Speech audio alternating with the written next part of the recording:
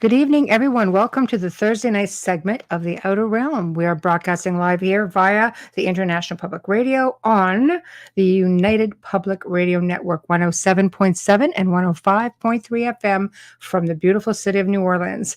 This evening's segment is partially sponsored by the good folks over at Folgers Coffee. So thank you, Folgers. We love you infinitely. There we go, right there. So tonight we welcome Darcy Weir, Shane Corson, and David Ellis to the show, and we will be discussing their documentary Sasquatch Among Wild Men. And we have recordings. Yeah, we do. They sent over recordings. It's going to be one of those shows. Mm-hmm. Anyway, in order to participate in tonight's show, you're going to have to head over to at least 8 different places. I think we've got Twitter. I think we've got Twitch. I think we've got at least 3 different Facebook platforms that are network platforms. And of course, United Public Radio and UFO Paranormal Radio Network YouTube pages. So subscribe. And if you want to directly communicate with us, the best place to do that is UFO Paranormal Radio Network. If you don't mind if we respond right away, and we will be able to see your comments, just sit tight. Any of the other platforms will do. So sit tight. Get yourselves ready for an awesome segment. Cannot wait. That'll be a good one. My fault. Yep, my bad. What'd you do now? I pressed play by accident instead of chat. Oh, I see. Sorry. Okay. The only place that I can interact with you guys is if you're in YouTube. Okay. I'm gonna go and accept this. So yes, we have a long intro. So I'm gonna start, and forgive me for not looking into the camera because this is a big one and it's written down. Tonight we have 3 special guests. We have Darcy Weir, we have David W. Ellis, and Shane Corson, not the hockey player. This guy's amazing. We're going to start with Darcy Weir. We've had him on before. He is a young filmmaker who recently completed a new documentary based on the theory that relic hominids like Sasquatch live in deep wilderness all around the world, uncovering some interesting connections between sightings in China, Russia, and the United States. David W. Ellis is a Washington State native and has followed the Bigfoot phenomena since 1963. Took his interest to the field in 2006 and joined the Olympic Project with Derek Randles in 2010. Shane Corson is a native of Scotland, having an interest in cryptids since his youth, actively investigating since 1997. And in 2003, fate brought him into Oregon, where he dove first into the subject of Bigfoot with his own sighting in 2011. Sighting in the Mount Hood National Forest served to deepen the passion of his pursuit. No kidding. Mm-hmm. A proud core member of the Olympic Project and co-host for Monster X Radio podcast.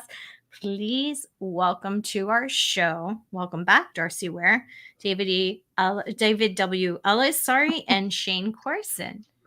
That's a lot. It's like a tongue twister. Try to say it like 3 times. 3 of them, yes.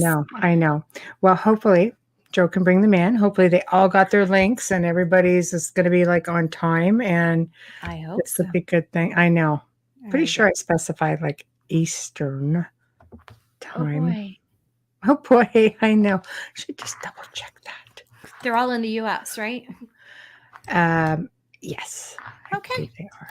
In the meantime, we'll just chitty chatter here. I think so. I don't see any of my friends in YouTube. I hope they weren't. We're running late tonight. We are running late. Joe's not fault. Our fault, of course. We're the always good Joe's kids. Fault.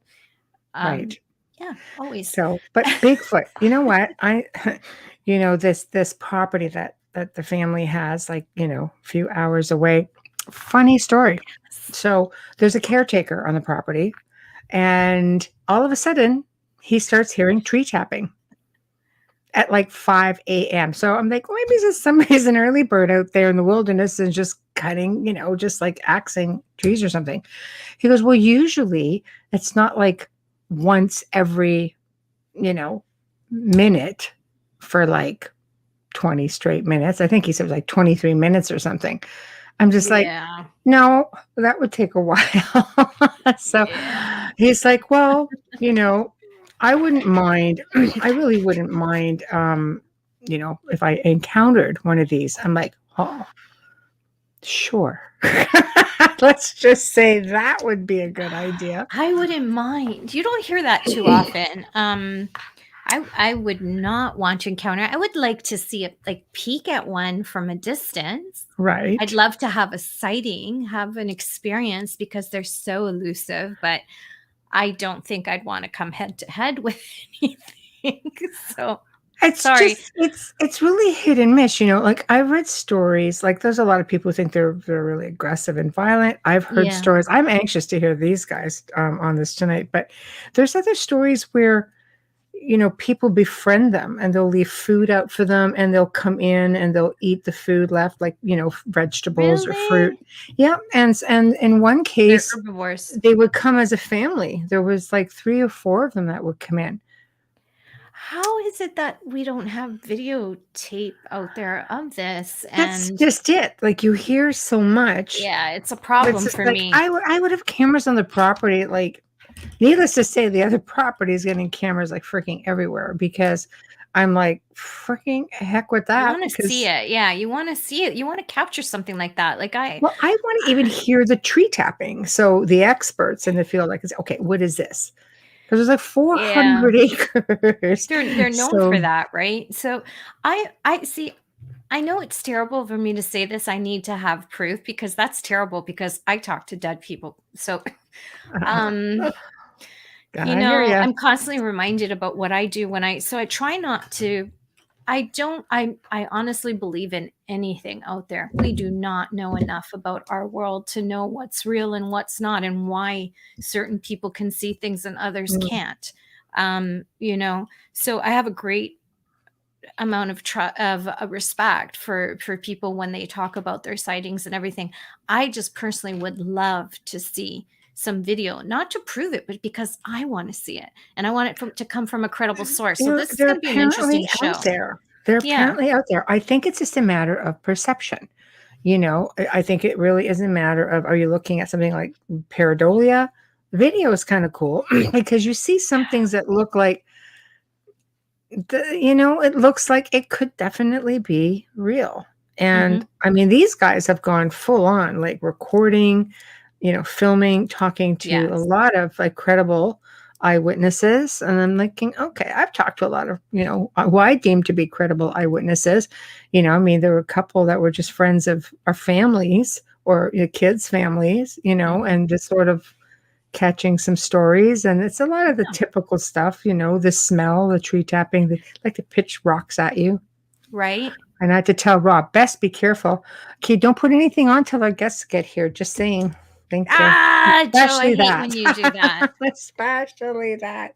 I think hate somebody's just like, when he does that. I hate when he does that. He I zooms in know. so close. It's I know.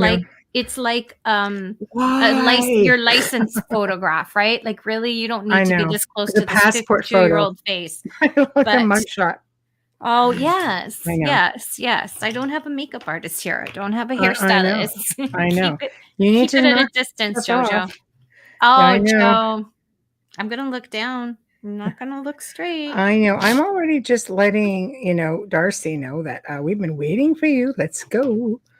So I have a funny feeling there could be a bit of a mix-up with time zones, and that will be if we can't get a hold of him. I'm He's gonna have an hour, messaging. not I'm two. messaging. Oh, believe me, I can carry on about Bigfoot for quite some time. So, Can I tell you something funny? Squirrel moment. Can I tell you something you funny? do it. I'm just typing. I saw this meme today. I don't know if any of you out there have seen this because I was just looking up different things about Bigfoot and that, and I was on the floor laughing. It said, "This is the reason why there are no more Bigfoot sightings," and everybody's like this, and Bigfoot's in the background, and everybody's like this on their phone. I can see that. I can see that. It happens all the time. Okay, I've just messaged everybody. Say, okay, it's this time zone. We're waiting.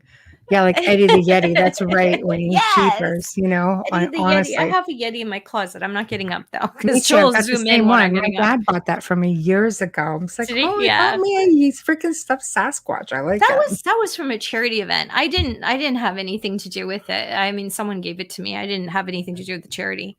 Found out about it afterwards. Right. Joe, you're such an asshole. Joe, I'm going to send you pictures of pizza and all kinds of stuff while you're trying to diet. Just saying. I know. Oh my gosh. She's beautiful. So stop it. I know. He's just farting around while we're waiting for our guests. But I don't know. I'm really hoping that, when they set these cameras up on this property, that we're going to start capturing things. Because wouldn't honestly, that be interesting? Yeah. Oh, well, there's guest number one. David. Yay. And number two. Hello. Right. Must be interesting to have now a name like Darcy. He's being a diva. I don't know what he's doing. My daughter is a PR agent with the NHL, and I said to her, I've got Shane Corson on the show tonight. She's like, what? Yeah, I'm not quite that famous. He's one of her clients. Well, he's one of her clients, so I was just teasing her, right? It's funny when you Google our names. He comes up first, obviously, being a famous hockey player.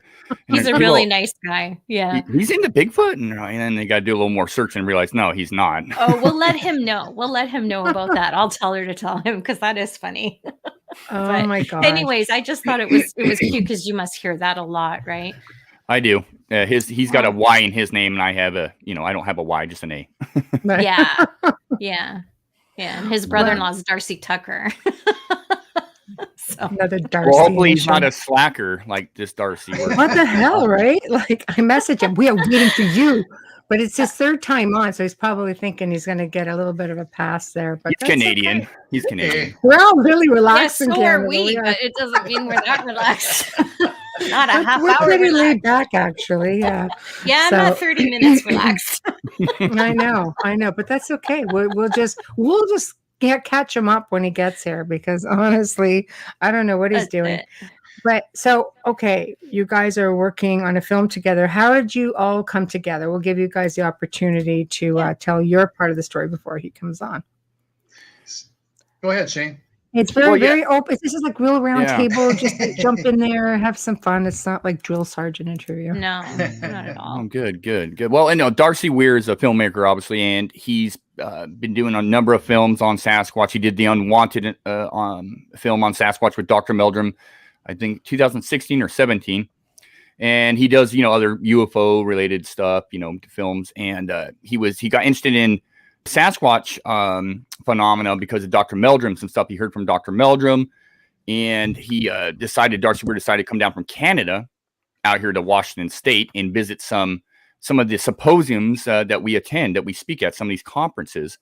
And so he heard one of my particular lectures on some stuff we were working on, and he got really interested.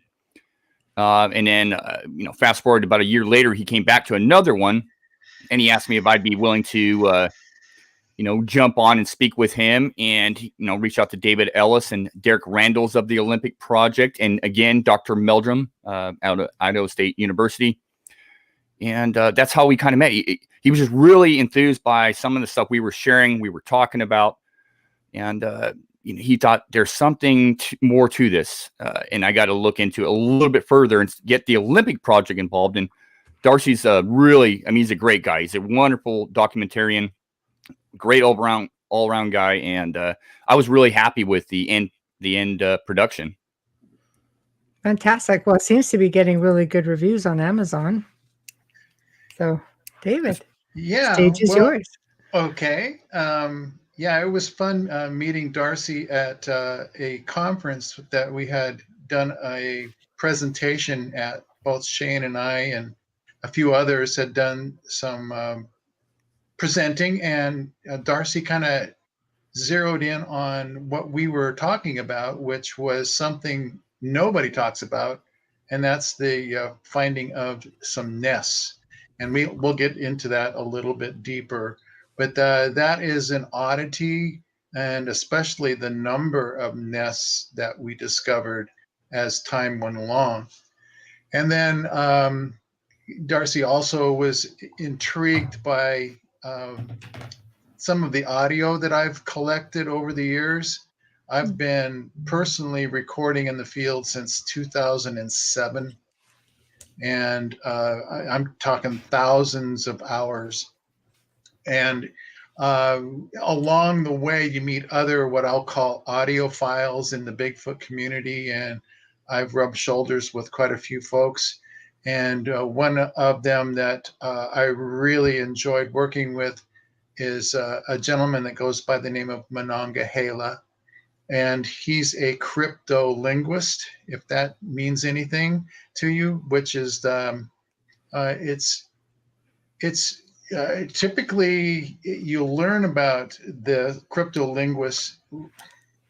The study of a cryptolinguist is taught through the military, and he was able to understand what people were saying via listening.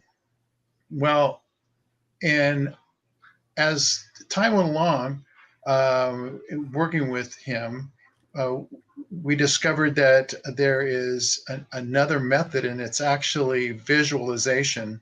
It's visualizing software that turns the audio into what's called a spectrogram. And from a spectrogram, it's like a fingerprint, if you will. Right. You can really get a lot of detail out of it. It's not up and down spikes like you see in typical waveform audio. Mm-hmm. So you can actually pick out characters, who's who in the zoo, if you Okay. will. Yeah. So it's really been a kind of a godsend, because it also helps in analyzing the audio. It takes a real short amount of time to go through a lot of audio, because you're doing it visually. You're taking visual cues rather than audio cues. Okay. So Darcy zeroed in on some of what I was talking about and wanted to expand upon that. And he had a really good vision of talking about this isn't just something that happens in the Pacific Northwest, it's all over the world. And Right. I see Darcy has joined us. He can expound Yeah, on that. producer finally let him in. Has nothing to do with us. We keep telling him, come on. You he's got to waiting. unmute yourself, Darcy. Hey, Oh, there. I'm here. How are Hello, you? welcome. Good The to see guys ya. were just telling us about how you all came together. So we thought it would be a good way to start. So, very fascinating. So you basically hooked up with these guys because of the research and decided you're going to do a film. Yeah, these guys are boots on the ground researchers. They've been doing their thing for many, many years, and I just kind of came along as an outsider and saw their story and thought people need to know about this. People should understand that there's something going on, not only in the forests of the Olympic National Park, but there's a new sort of element to this research, which is possible nest sites. And that's something I really hadn't come across before. It was news to me, and I found it very exciting. Um, what also was equally exciting to me was the fact that these gentlemen were researching this and providing all this data on these nest sites that they had found in North America. But I had also done some research and found that there was some researchers in Asia that had found nest sites for what they call the Yeren. And the Yeren is basically, by all accounts, the same cryptid. It's 8 to 10 feet tall, covered with fur from head to toe, looks like an ape like man. And there's stories of this thing existing and living alongside mankind in China and parts of Asia for thousands of years. And we have the same sort of story that's happening in North America with our indigenous tribes, with the Native Americans and Native Canadians that have written about this or uh, passed down through oral tradition and in some of the tribes' totem poles their own version of this creature, Zunaqua or Skookum or, you know, uh, Sasket, which is the word that Sasquatch came from in British Columbia. So um, nest sites being found here in North America, and then hair samples being found at these nesting sites by Shane and his team. It was really, really interesting to me. So I started bothering Shane basically via WhatsApp. I was saying, hey, man, do you mind if I interview you on camera? I'd love to include you in this documentary. And he said, yeah, all right, okay, we'll see. And I kind of just went from there. And I ended up bothering David, and David didn't mind a little bit of bothering as well. He ended up sharing with me some of his collection of audio, which is vocalizations and interactions via wood knocks and such that he's collected from his own investigations, his own boots on the ground research in the Olympic National Park area and other parts of the United States. But he also gets sent a ton of this stuff. And Dr. Jeffrey Meldrum, whenever he gets sent some kind of vocalization stuff, he sends it to David and other researchers that have a affinity to researching this type of data, that have the type of technology, the type of ear, to focus in and rule out whether this was a chicken. Recently, David might laugh because there was a guy, he knows what I'm talking about. Is it that close? Yeah, grr. Well, apparently chickens can make some weird noise, but That's hilarious. I was sent an email. Somebody watched the documentary and said, hey, loved your documentary. I love your research. I heard, on a radio or something like that. And I've got a noise here that I've recorded in my, part of the country.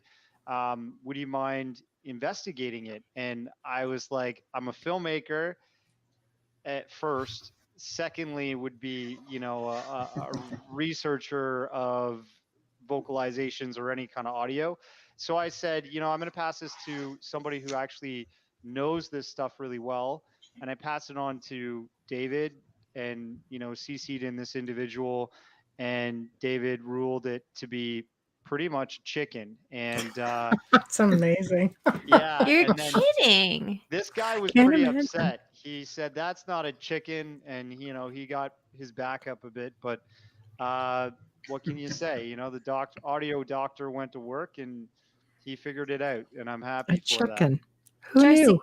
Can I Yeah. just, sorry for a second, can I get you to raise your mic level just a little bit if you can? Sure. It's just a little low. Thanks. No problem. I'm going Thank to you. boost it up. Boom. How's that sound? Perfect. Oh, much Perfect. better. Much Am I better. a little Thank bit you. too loud or here? No, not at all. Okay. Perfect. It's all good. Yeah. right. So okay. So let's talk nests. I was just explaining earlier that our family has a 400-acre property, and the caretaker has recently been hearing these tapping sounds at 5 a.m. like one every minute. And he's part indigenous. Like, yeah, I was waiting for this. I'm like, but he's also got a chicken. So I don't think the chicken did any tapping, but he didn't hear any sounds. But I just said, okay, we're just going to load the property up with cameras because now I'm quite curious. I'm thinking, oh, maybe just somebody out there being really overzealous and cutting wood. He goes, once every minute. And it was getting closer and closer and closer. See, there hadn't been a caretaker on the property to that point, really. And all of a sudden I'm thinking, oh, but there are also caves and rivers and a lake on the property also. Michelle, Yes. don't be surprised if your activity ceases. Oh, really? No, really? Yeah. Just for fun. I'm not telling you don't put the cameras out. Put the cameras out, but Right. when you do, watch it and see if activity doesn't completely stop. No Okay. way. Are they Well, aware of it? Is interesting. that why? We don't know. What do you say, Shane? Yeah. Yeah. Shane, what do you It's say? I want to know more. It's a Yeah. conundrum. There isn't much of an explanation other than That's crazy. Yeah. So note to self, don't do the cameras. That's crazy. Well, maybe you do want the cameras. Maybe you don't want the activity. He So seems to want no, it. we I'm like, want well, the you're the guy that's got to live up there right now, by yourself, man. You want to just, have a couple of Sasquatch compadres. That's entirely up to you, whatever. And he has, the caves are out on the property somewhere. I don't think he's even found the caves yet, but which brings me to the questions of nests. Are they in places like caves? I don't know how big these things are, how small. I haven't personally seen them. I'd be afraid to go in that cave right now. Oh no, he'll be just like waddling in there. Yeah, and then you don't hear from him for like months. I know. Just I have saying. to tell my son, sorry about the caretaker. I don't know what happened. I sent him off on a little mission. MIA, blame it on the ET. Okay, that can work too. It's near Algonquin Park, actually, in Ontario here, which is 20,000 square kilometers, and the 400 acres is probably within about a kilometer of there. Yeah, it's substantial. That must be an absolutely amazing piece of property. It's pretty amazing, I have to say. But it's one of those like, okay, Armageddon properties, you just can disappear in it, and then you've got 20,000 acres of complete, national park besides that. But there's a lot of stories that circulate around there, Bigfoot being one of them, extraterrestrials being another. But it's pretty desolate, especially with the pandemic that's been going on. Nobody's been up there. These things are probably just like, yeah, finally. So I don't know. What are your thoughts on that? Yeah, well, the game camera thing, yeah, it's you put these cameras out there and it's like the activity stops or moves to a different area. But if you're creative with your cameras, I think if you're really, really creative, you never know. What I like to do personally, because cameras basically the thought process is that they either get off noise, Sasquatch can see the IR, or they just see this weird square shape. That's true. This weird square shape on a tree. It's like it's always mentioned on these shows. That's but true. you walk into your room and someone put up a picture on the wall that you don't recognize. You're like, what is that doing there? Yeah, That's know. true. So that sort of thing. So when I put cameras out, I don't put them with the straps. I put them in stumps and stuff like that. And what I really like to do, based on historical reports, is actually place the cameras next to riverbeds, creeks, and that such. Something with running water. Something with running water, because it'll mask some of the scent and it'll mask some of the noise that's coming off, being emitting. Yeah. And if you look at a lot of the reports over the eons, where Sasquatch has been surprised, like somebody's walking along a river fishing and there's a Sasquatch, and the Sasquatch looks up like, what the? Or the person's doing something and the Sasquatch walks up. There's a surprise element there. And I think it's got everything to do with the noise and the smells coming off the river. And that'd be the perfect spot to put a trail camera, in my opinion. And your property sounds just right up there. A cave that's got a river, and then it's got like even the lake is mapped. It's a fair size. So yeah, it's dense forest too. Oh yeah, it's really, really dense. But it's also got a trail. It's like been purposely, a road has been put in through a good chunk of it too. So from what he was saying, the tapping sounds were fairly close, enough to wake him up. And the rooster, apparently, there's a rooster on the property. It's like, all the way to the rooster. Darn chickens again. The chicken and the freaking rooster. It's coming back. It's coming back. I know. When the rooster's all excited and getting going, sure I'm the thinking, rooster's not tapping that tree? well, I'll be a little close, but who knows? I don't know. But I find it interesting that he said it was getting closer, and where the little homestead is close to the lake. So I'm like, okay, well, anything's possible, I suppose. But that's why I was asking about nesting, because he says, I don't want to disturb anything. If there's something there, he's very respectful. He goes, I'm really okay with it being there, and I don't want to disturb it. I don't want to walk into its space. What should I be looking for? And what should or shouldn't I do? And I thought, I think I know who to ask about this. So I'm asking. Well, with the nests specifically, these nests that were discovered back in 2016 by a timber surveyor. Wow. And this timber surveyor was way off trail. This guy goes out and marks timber areas, lots to be logged. And he was hiking along this area next to a creek, and he had to stay a certain distance away from this river. And so he kind of is walking his line and he's marking it. And this guy's been doing this for 27 years. He's very well experienced. He's run into bear, cougar, you name it, he's seen it. And as he's going along, and it's a very remote area, it's a very dense, very thick area. The huckleberry in this area can be over 9 feet tall. You sometimes you can't see. Yeah, it's just gigantic, and you can't see a few feet in front of you. So you just never know what you're going to bump into out there. You got to be careful. And as he's going down, he's hiking, and it's rough terrain. You know, a lot of times you're crawling. You can't just walk through this stuff. You're crawling, you're jumping over stuff, you're falling down. And he gets up on this finger. So basically he's below this ridge line, and he's walking on a plateau that feeds off of this ridge. And he comes across a couple of these ground nests. And basically they're anywhere from about 3 feet to 4 feet across to 9 feet across, all made out of huckleberry over a foot in depth. And this guy's looking at just a couple of them, because to date we've discovered 23 or 24 now.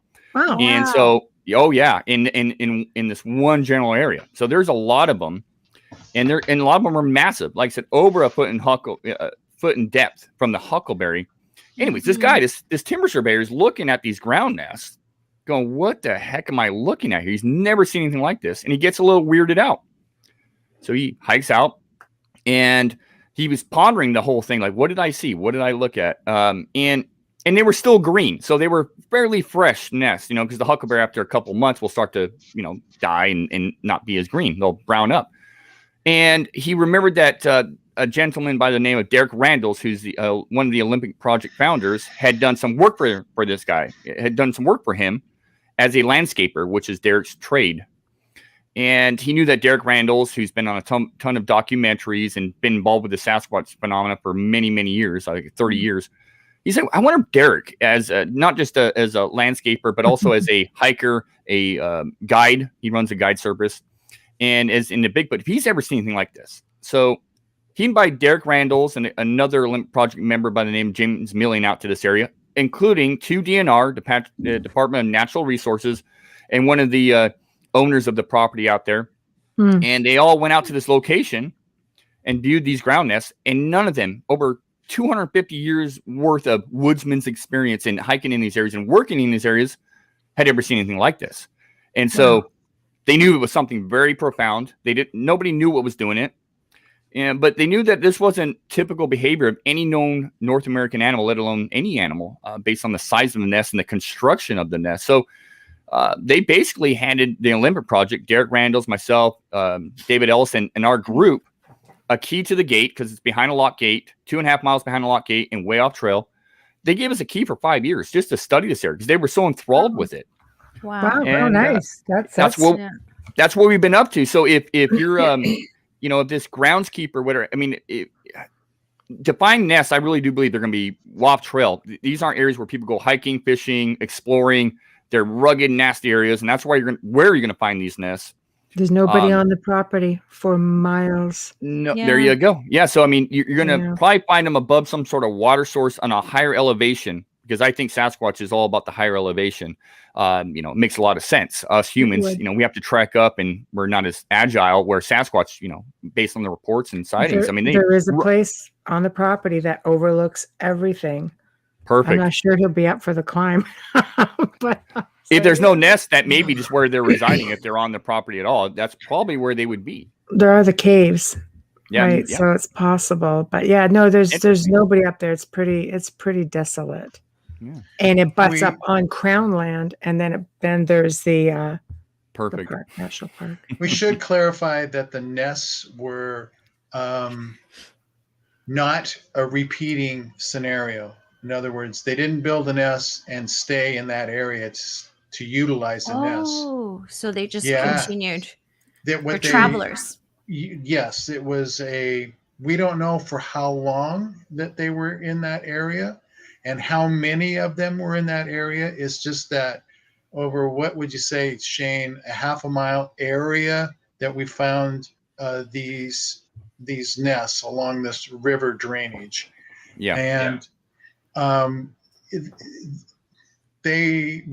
kept tabs on it, but for the first year we didn't go back at all. Derek went in one time to put cameras, and then we went back a year later. we wanted to have hands off, just like your proprietor caretaker. We didn't want human intrusion to mess up what was going on. No, we don't want to disrupt that at all. No. So when we did go back, we discovered that they hadn't been back. They hadn't been using the area. We had clues here and there from sounds that they were possibly in the area at times when we were there, but it wasn't anything consistent at all. So I think Shane and I kind of came to a conclusion that there was a specific purpose for these nests that they were built. Now, Shane, you want to expound on that a little bit? You've got a pretty good idea. Yeah, I mean, just so you know, we went through this whole study. Like Derek Randall's and quite a few of us went through this whole thing trying to figure out what could have possibly made these nests. We went through the whole gamut. We talked to a lot of different people. I mean, to date, we've had bear biologists look at these nests, anthropologists, primatologists, archaeologists, and none of them, a zoologist, all the ologists, primate specialists. Yeah. And it resembles exactly like Derek Randall had found right in the beginning that the closest thing it resembles is a giant gorilla nest. So sorry. No, sorry. I was just going to ask you, I'm curious about the huckleberry. Like there's no way of knowing how long it's been down or to be able to give a timestamp on how long these nests kind of are there. I personally believe that that whatever made these nests, and I'm fairly certain it was Sasquatch. They were made. We're pretty confident they were made in the months of February or March of that year, and we can talk a little bit really why, because we found a new one just this past. We found a brand new one in the making this past February of 2020, but they are definitely were built for not just an overnight thing. They were built for based on the size and the amount of work that went into building these things and constructing them. It had to be at least a couple of days, if not a week or longer. But one of the things that's really compelling about this area is not just the impressions we found. We've now found hand impressions, foot impressions. Is the hair analysis that's been done by not just Dr. Jeff Meldrum, but also Cindy Dosen of Homini Enigma, who's a fellow Canadian. She's looked at the hair visually, and it matches other unknown hair from around the country, specifically the Pacific Northwest, Washington, Oregon, California, Alaska. And it looks like primate hair. So, I mean, and it's a lot of times it's got a red pigmentation to it under a microscope, which if you know anything about the Sasquatch, now a lot of sightings, people report like a auburn or reddish colored Sasquatch. So you have this unknown hair. You have these giant ground nests that, as Dr. Meldrum will tell you, because we brought him out and we took some samples from these nests. In some cases, the huckleberry boughs were actually shoved into the ground, and then the huckleberry was formulated around it. And we've done experiments, getting back to your question there, about how long does it take for this stuff to die? And it takes months. It does. They were probably built in February or March, and they were discovered in May. Okay. So they were still, in some cases, still kind of green. So they can stay green for quite a bit lengthy period of time. But you would have to literally walk into this area because it's just full of huckleberry. And then when you get into the actual nest area, which is about 90 feet across, it's on a kind of, a point. Yeah. Inside there, it's just complete decimation. I mean, just inside this little area, all these nests, 7 nests in the original nest area. There were 7 total, including a nest that was built into a huckleberry bush off the ground that mimicked. Like a village. Like a little village, like a little one was practicing making a nest or something of that nature, like the ground nest. In the huckleberry, I said these nests are formulated around. They're not just like you grabbing branches and throwing stuff there. They're giant, circular or oblong, oval-shaped, look like giant bird nests. But the huckleberry, in some cases, is over 2 inches in diameter. It takes something with extreme strength to snap this stuff. No teeth marks, no claw marks, peeled, broken off, and then formulated. And in some cases, there was a lot of huckleberry in that area that was, immediately available. But then to finish the nest, apparently, they had to travel 25, 30 feet away to gather more material. That is not any known animal behavior here in North America. And I think something you guys told me in the documentary is that many of these were these bushes were sheared with sticks like over 8 feet tall. You know, like basically whoever was reaching up to grab this stuff had quite some height because they were going from 8 feet in the air to grab some of these leafy tree branches, right? Additionally, from what I gather, they would have to be fresh builds because the leaves would need to be still full of moisture, and when you're lying on them, then it would be comfortable. But if you're going to lie on something that's old, like this was an old build, it would crunch, it would fall apart, it would be very dry and dead. So That would be uncomfortable, I would think. yeah, so I think whatever they came across was quite a like new build, so to speak. Oh, I 'Cause- absolutely agree, Darcy. I mean, we've laid in these things before. We've got Cliff Berkman out, and he laid in one. He said it was just like laying on a mattress. It was so comfortable, and you're right, it was still green, and so it was relatively recently built. Multiple nests were recently built, and yes, some of the breaks were 8.5 feet off, or in some cases 9 feet off the ground. And some tremendous breaks, and then you had some very gentle ones where it was just like something just plucked the tip off of one of the huckleberry boughs, like so very junior. gentle. Yeah, I mean, just pluck in, and the huckleberry, it's an amazing thing because of you had the larger limbs on the bottom of these nests in circular formation, and then you had the smaller ones up top. So something went to build a frame, and then put the smaller, comfortable ones up top. And in some cases, we found piles of huckleberry leaves plucked off and in piles around the encampment, and in some of those leaves were actually in the bed itself. So Isn't that precious, yeah, a that's lot of time. crazy. You have to Yeah, look at it forensically, so that okay. Absolutely, and so we have these nests.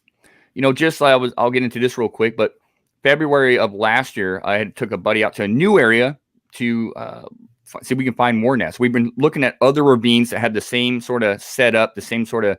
We kind of feel like what we should be looking for. And so we went to an adjacent ravine, only about 2,000 feet away, but one we've just been surpassing.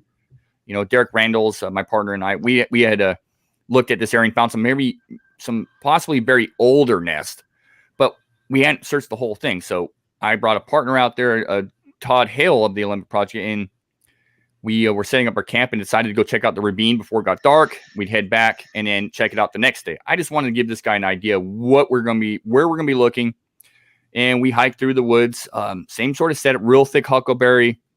It's getting dark, so we're trying to go fast. And we get to the ravine, and I start hearing something walking around and breaking stuff. And I always carry in the woods because we have a lot of bear up here and a lot of cougar. And so I thought we were being charged by a black bear. And, we do have elk in some of these areas and deer. But it was large, I could tell, but it didn't sound like a quadruped. It sounded bipedal, but I didn't know for sure. But so I drew my weapon thinking something's going to come right out of this brush at us. And it's getting closer and closer. And then it stopped, and then it backtracked, and then it went down into the ravine, and over a 10-minute span, it circled up behind us, and we could hear it. So we're at a lower elevation. I decided to, Todd and I, my buddy, decided to head back up to a higher elevation, see if we could see whatever this was, or at least not be down at a lower elevation where we're at its mercy. And long story short there, we waited. This thing took off. We didn't hear anymore. We decided to go back to where we originally heard it. And that's when we discovered huckleberry boughs broken everywhere. And I knew there was going to be a nest in that area. I knew it. And the next, we hike out of there the following day. We bring a group out there, Derek Randall's and a few others. And sure and behold, there was a nest in the making. There was the biggest pile of huckleberry I've ever seen assembled in one spot, all brand new. I mean, fresh. And subsequently, we found hand impressions in this area, multiple 14-inch tracks, lots of hair. But I will tell you, I do feel guilty because the amount of work that went into collecting that huckleberry and not even yet formulate a nest, but probably in the making for possibly, as we surmise in some of our thoughts and theories, are that these are birthing areas. That's why there's not nests found all the time. They're birthing areas, and they're found maybe every 4 to 5 years in this area. Oh, wow. And That so I is felt so cool. Yeah, I kind of felt guilty because this thing wasn't coming back. Regardless, you can argue Sasquatch or not, it wasn't coming back. And I kind of felt guilty. It's kind of why we're out there. But I was always hoping to find more nests, but not necessarily that fresh. It was a cool experience, but I did feel guilty. But having said that, we've gotten so much information out of that one area, and now we have replicated this find, a new nest in a new area, but the same area, basically almost 5 years later, in the same month that we think they're being made. And we've gotten not just the hand casts and the foot impressions and all that stuff. We've gotten some amazing audio from this area that David Ellis has helped sort and look at and vet. Tell us about that, and then we'll see if we can get the producer to bring them on. Yeah, I don't know if you have been sent those audio clips or not.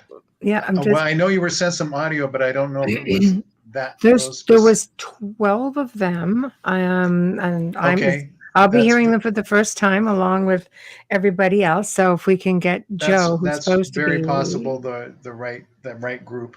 Yeah. One more thing that led us to think that it was a birthing scenario. We worked with a gentleman in the Great Britain who came to us and said, blue or huckleberry bushes are known to be a medicinal source for birthing scenarios. Oh, wow. So there's a validation. Well, we just thought it was interesting. Doctors used to give a mixture of huckleberry leaves and sugar to women after childbirth to help regain their strength. Right. And so, it's only specific huckleberry. It's like the evergreen huckleberry, and I think there's one other type of huckleberry, but I never thought of that angle. I thought maybe they were eating the leaves, for food, because a lot of, primates, if indeed Sasquatch is something of that nature, they get all of their moisture from leaves. They don't even drink out of water. Now, well, maybe they're getting that. And then, of course, you have the huckleberries themselves, which up here in certain times of the year, it's just like grapes on a vine, and the huckleberry in this area, it's kind of a microclimate. It'll last sometimes through February if there's not a heavy frost. So you have all that. And so that was one of the things that our good pal Squatcher Metrics, Wes, he's in Great Britain, but he's an amazing analysis by trade, and check him out on Facebook. Wow, absolutely. Here's a curious little tidbit for you too that I learned in the making of the film.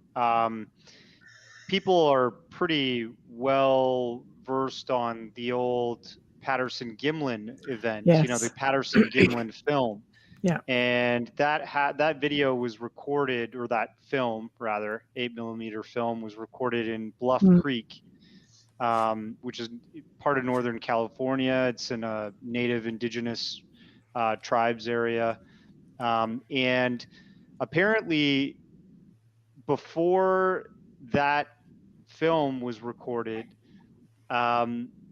a man by the name of Lyle Laverty, is that right, Shane? He was a excavator. He was another one of these guys that's in charge of taking the trees out of the area and using them for lumber and marking out that area for claiming wood.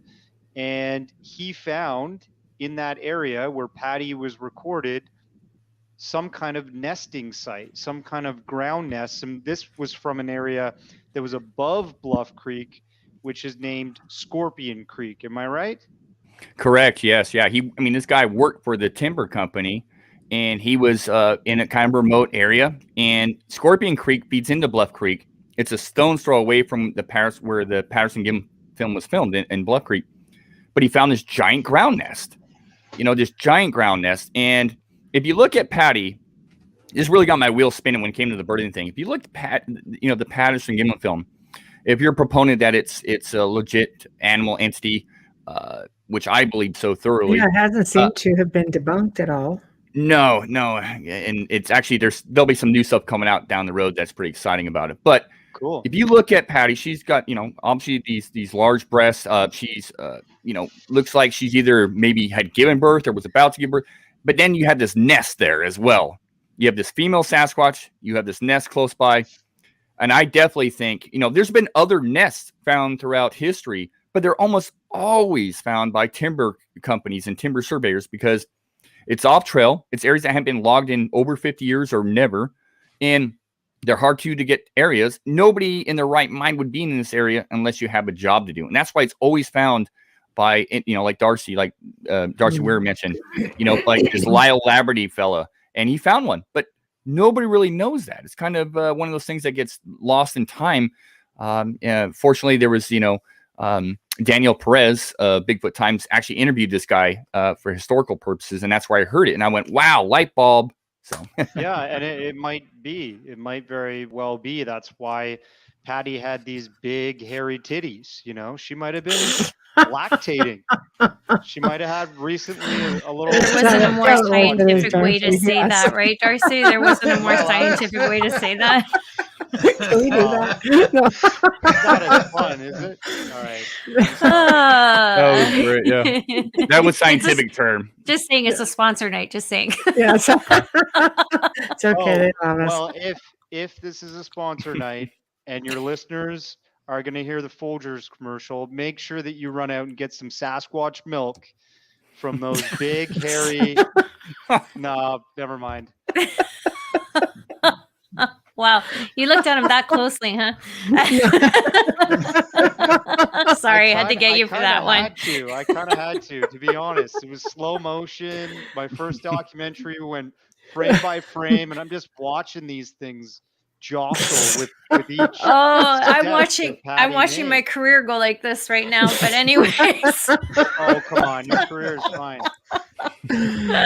That's okay. They love us. It's because we're just so off the cuff. Usually it's the guests. So that's all right. Okay. Sasquatch milk. Note to self. I just threw up a little bit. It's right here. Just saying. We're just actually waiting on the producer to come out and get the recordings ready. If you're listening, I know you're out there. So we're just waiting. So yeah. Before we get to the recordings, I guess let's talk about what other things should you look for when like you're just out hiking and all of a sudden you just walked into a territory and maybe you shouldn't be there. Are they really possessive about their territory? Are they going to take off? Or because some people think they're aggressive, other people find them really friendly. I hate to say this, but it depends. Oh, great. Yeah. Note to the caretaker. Yeah. Do not leave food out. Yeah. One thing that we've noticed is that they're not predictable. So you can be just fine, but it seems like they do react to some aggression at times. Right. And if you stumble into a situation where they feel like you're an intrusion, there have been numerous stories of bluff charges, and then but they don't show themselves. They just make this horrendous commotion that scares the holy what out of you, and you react, and if you don't react in a way that satisfies them, they will step it up. They will parallel you. If you start to run, they will run with you. Wow. If you stop, they will stop. But freaking ninjas is what they are. Yeah. But on the other hand, you can walk into their territory, and if you are not aware of some of the communication techniques, such as wood knocks and whistling, it'll go right over the top of your head, and you'll just carry on and not know anything's going on, which I'm certain most people would prefer. But if you are aware of your surroundings and you hear a wood knocking, it's either a woodpecker, a person, or a suspicious subject. And combined with smell, or let's say, boulder, rock throwing. Mind you, they could probably pick one up. I think that your caretaker needs to carry, even though that doesn't happen in Canada. Might have to look into a hunting rifle. What about just feeding them? You hear stories of people just leaving fruits and vegetables out for them and stuff. No? Sorry, no. I'm dying here. Okay, do not feed the Bigfoot. All right, I got it. Don't feed the bears. Not a cat. Okay, fine. Okay, so it's not a freaking cat. Look, stop. People just like they leave food way out in the back of their property. If you do want to, I'm not suggesting an interaction will happen, but here's an idea that has worked for me personally in the past, and that's small toys, Oh, things of curiosity, not food, but things of curiosity. And curiosity seems to be an Achilles heel. They have to investigate Oh, so like an things. iPad? If you don't want it to work when you get it back. You know, You you have could with the put iPad, it on. you You know. could put it on. You know, like a kids channel or something. See how they react. I don't no know. electronic toys. You don't Amelia, want to you're a like high freak him roller. out, right? Just Pardon, like, I'm a high roller. oh Yeah, my you've got god. some iPads to throw out in the forest. Joe, Right? Joe got some free. Like, we're just wondering. Okay. It's a You new know. level of gifting for a Sasquatch, for sure. Yeah. Wow. Yeah. I wasn't talking pro. You know, it was like the first one or something. Wow. Yeah, the interesting Amelia, thing with Saudi Arabian prince over here. Princess. I wish.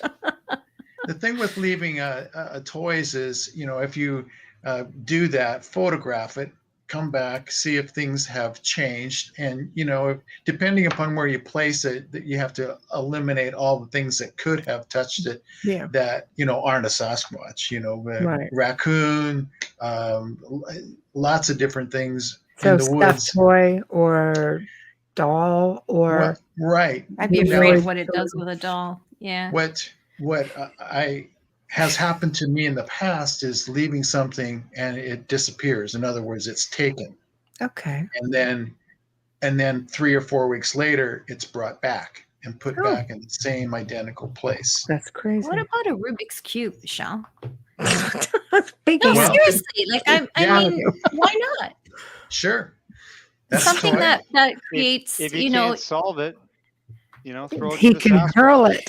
he can hurl it. Well, he can hurl a Give me doll this too. stupid toy. He can hurl a doll. Stupid caretaker. A doll, I'd be Yeah. concerned if No, any but of them humanoid. ever lost a child. I'd be afraid of a doll and how it would affect them with depression or their mental state as well. I would be afraid to do I something worked like with that. a witness that didn't tell me that they put out a doll, and then they not only didn't tell me they put out a doll, but it was a talking doll. Oh, If you no. pushed a button, it would have this funny saying.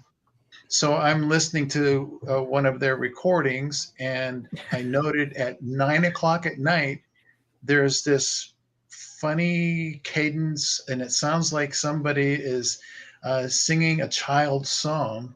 And I'm going, what in the world is going on? Yeah. And it just happened Sasquatch once. was playing so with it's Annabelle. mimicking.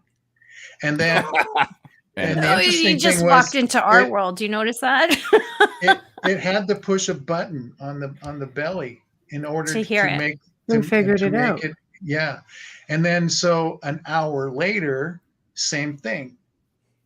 Okay, And then- Rubik's Cube is close. All night long, nothing. But at 6 o'clock in the morning, it's pushed one more time. Wow. Wow. So it was very interesting. So- See, I'd be afraid of mental state. There's So, a yeah. group that I believe out of Saskatchewan. Maybe you guys are familiar with them. They're on YouTube.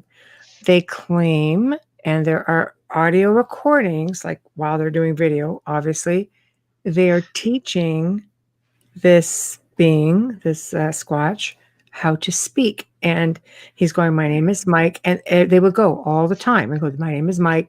And they would hear in the woods something mimic this. Is this something that you guys have researched at all? Is it a possibility? Is it?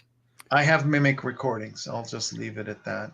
Okay, Yeah. that's interesting. I think it's like phenomenal because obviously they're a highly intelligent being. I think people just don't give them credit. They're not, like a simple primate. That's just my own opinion. Oh, they're definitely not simple regardless. Yeah. No. I mean, regardless, they're not just a simple primate. But then again, I don't think people give primates enough. They No. don't. No, They- they I'm- don't. No, they do They're not. still learning stuff about primates now that just blow their mind. Yes. Correct. I'm of the opinion that if it walks like a duck, talks like a duck, it's probably a duck, but what is that duck capable of doing? I don't know. I'm Yeah. sorry. Or that chicken, Look or at that dolphins. chicken. Dolphins have beat out humans on IQ tests. Oh, Yeah, God, sure, I think exactly. whales are next. Never mind. I You know, hope so. I hope so. I I don't don't think it's far. I don't know. But, I just look at the gorillas. I just look at all the experiments They're that they've done. beautiful They're animals. just Yeah. Well, smart.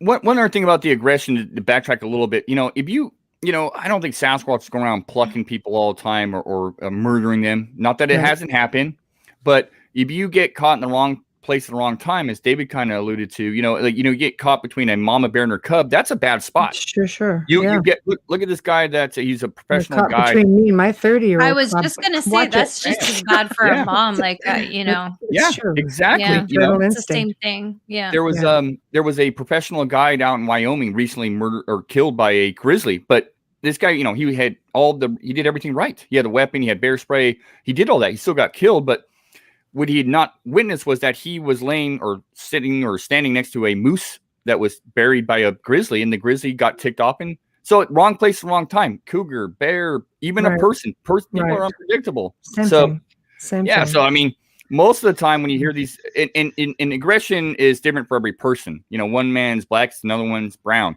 Aggression is different, for everybody. Sometimes, if a rock's thrown, you're like, oh, it's being aggressive. Well, maybe it's not. If it bluff charges you. Is it being aggressive?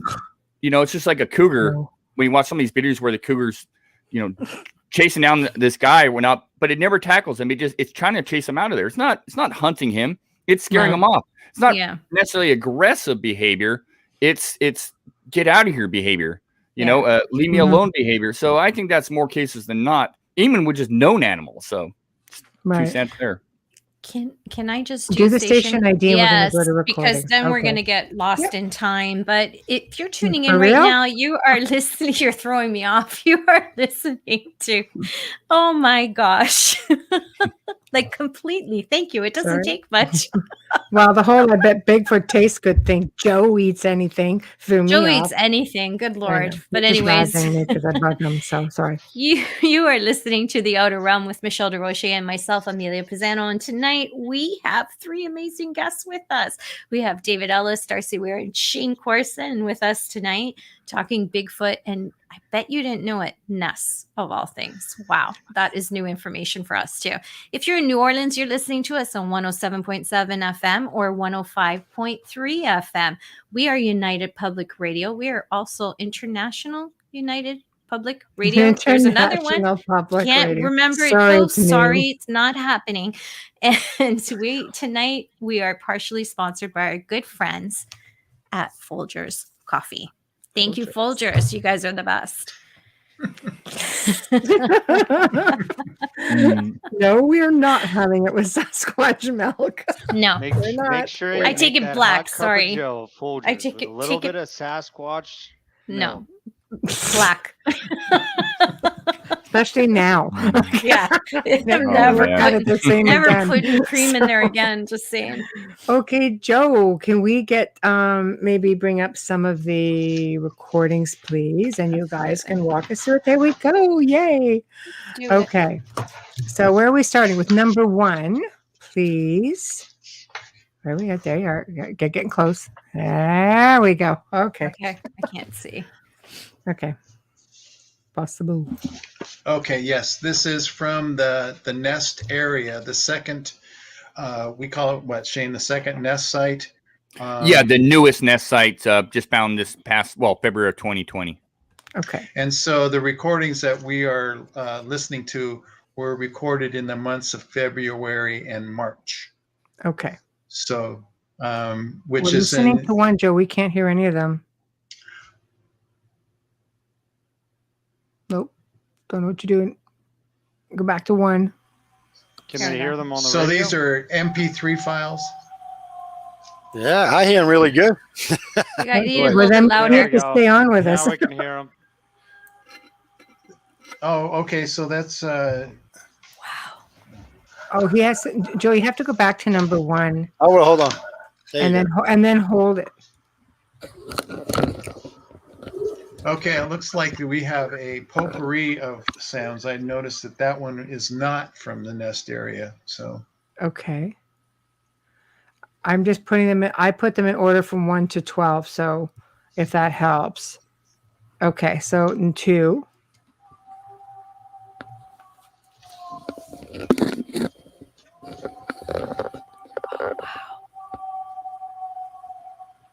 Oh, it's sad.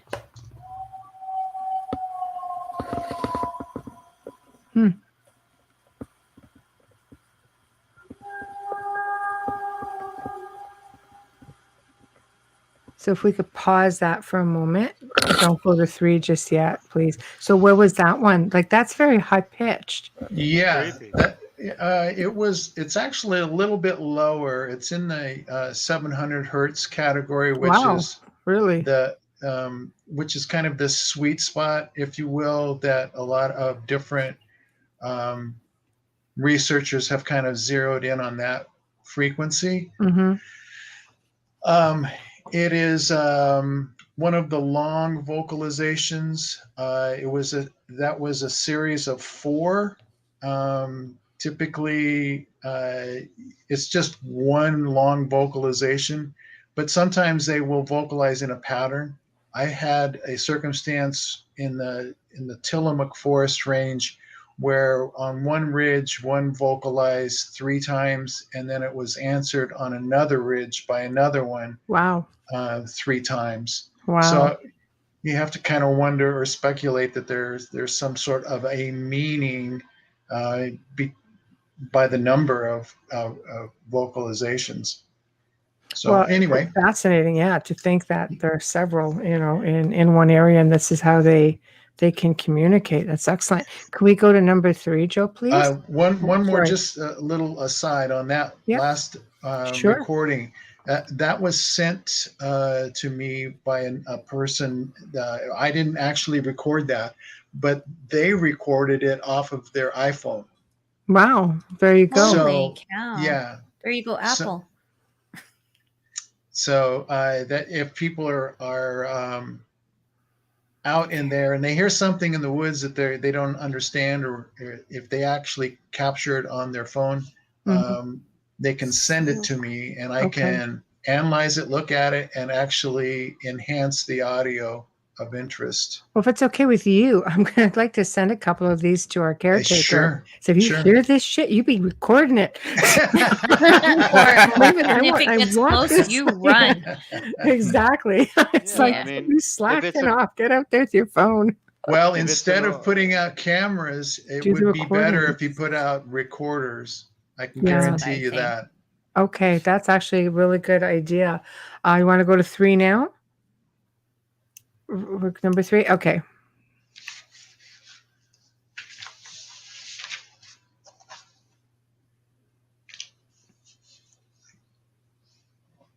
I don't think I hear anything, Joe. I don't either. Didn't hear that one, Joe. Don't hear it. Do it again. Yeah, you have to stay on it. It was no, I was here. It was just I hit the wrong button. Hold on a second. Okay, thank you. Oh, Jesus.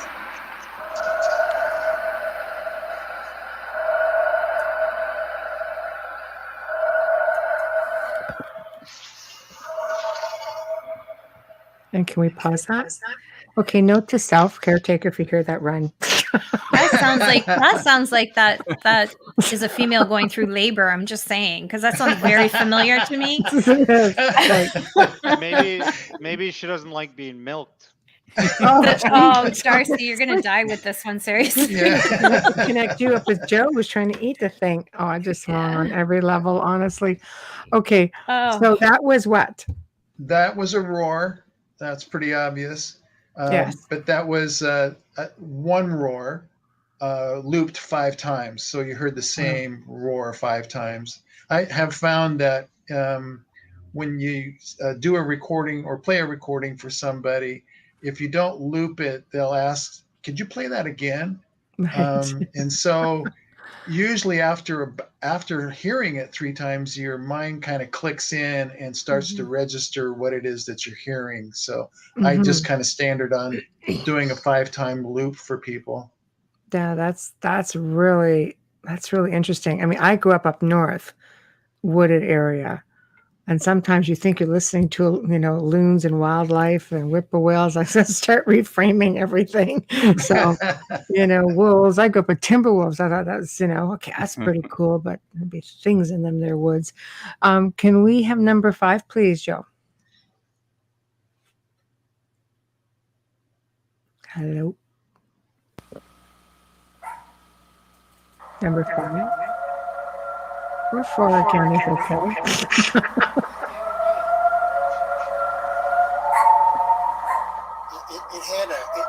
It made my two dogs go crazy. Yeah. It's crazy. It's so high.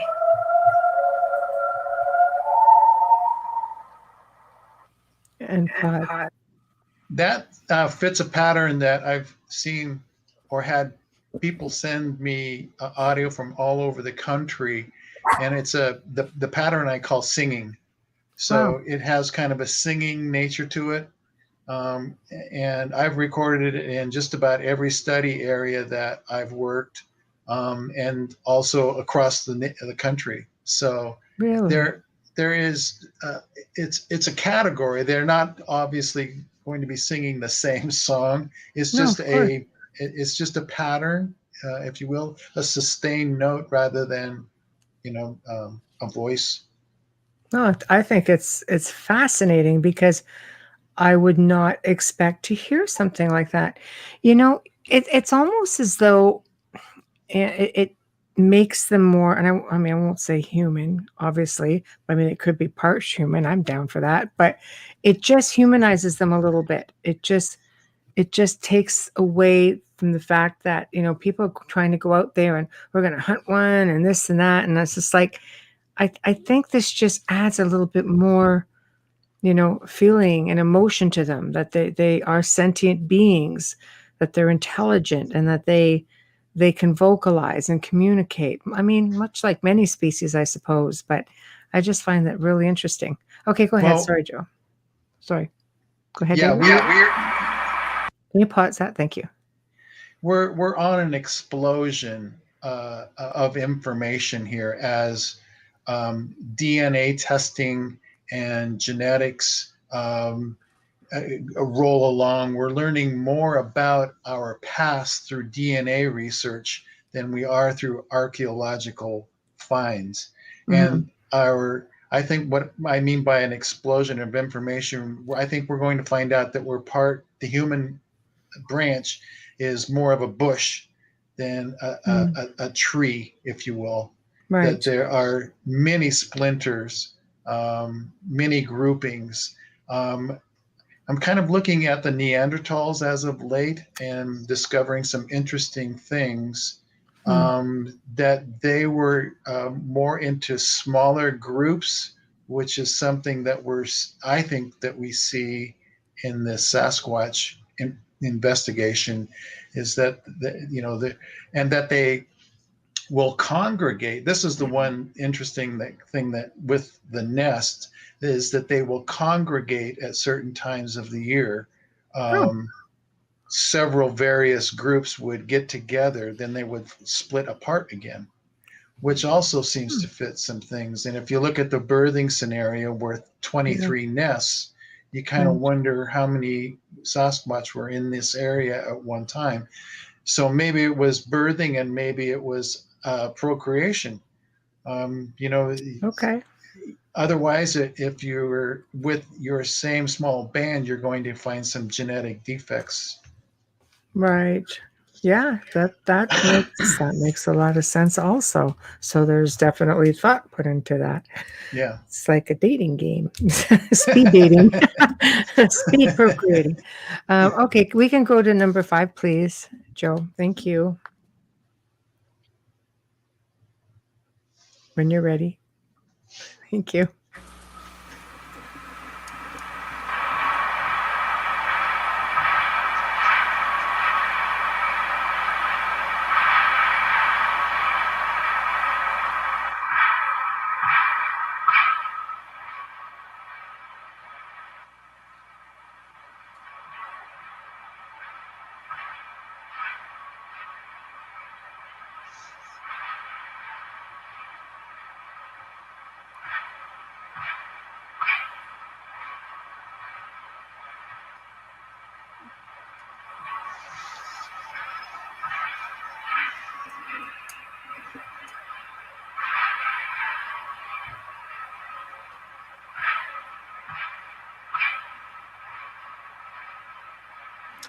Okay, so that's interesting. What is that? So Shane, you want to elaborate a little bit? This was in the nest area.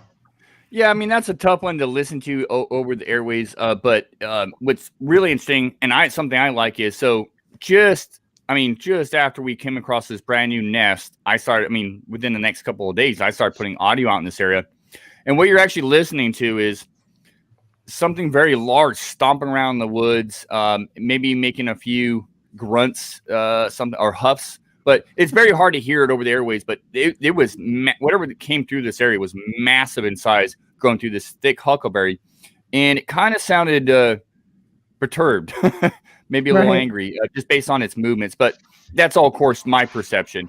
But something very large came through that area, really close to where I had my recorder, and that's not a bear or an elk. There's nothing in that area that can make that stomping sound or that beating sound that I'm aware of. So it's kind of a tough one to listen to, but for me personally, that's one of the ones I really, really like.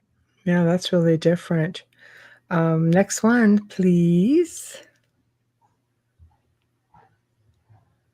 Oh.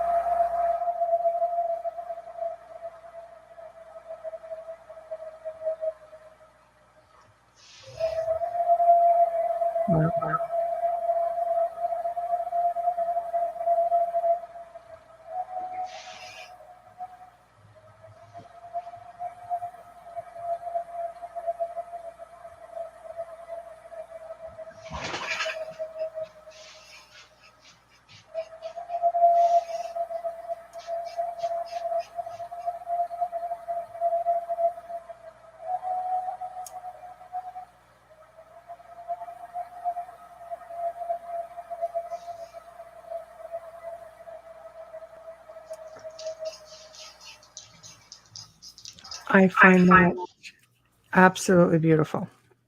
Yeah, some of I them are really so do. sad. I do. Yeah. That was recorded in the new nest study area. It was one a little closer to the mic. A second one starts to vocalize and then cuts short, and then something further away starts to vocalize. So and if I remember looking at the spectrogram, there was 3 different resonating hertz. So that means that there's 3 different creatures. Wow. Oh, wow. I just think it's beautiful. Like it's just so it's soothing. It's very calming. It's like they sound content. Sorry. That's okay. I do. I just feel it's just like they're laid back and it just sounds really, they don't sound panicked. They don't sound, like aggressive, nothing. It just sounds just really, really soothing. Okay, next, please. Oh, can I just read Joe's comment before Yes, of course. Of Our course. producer Joe put in Lloyd Pye's research suggested that Bigfoot is the natural evolution of a Neanderthal.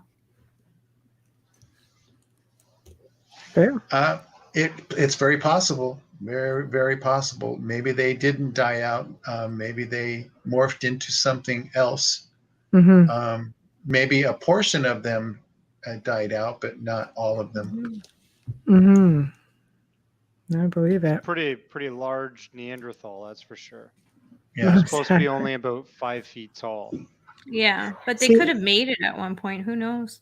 See, Wayne makes a good point. Says it's similar to the way whales communicate with one another. We know also. they're mating. So there's also another creature in play, the Denisovans, which were much, much larger. Yes. And Australopithecus and Gigantopithecus both would be better candidates than Neanderthal. Mm-hmm. Yeah, interesting. Yeah, I concur.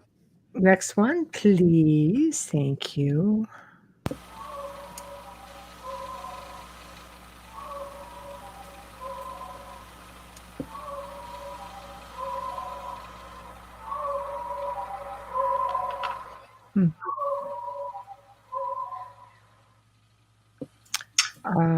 Okay.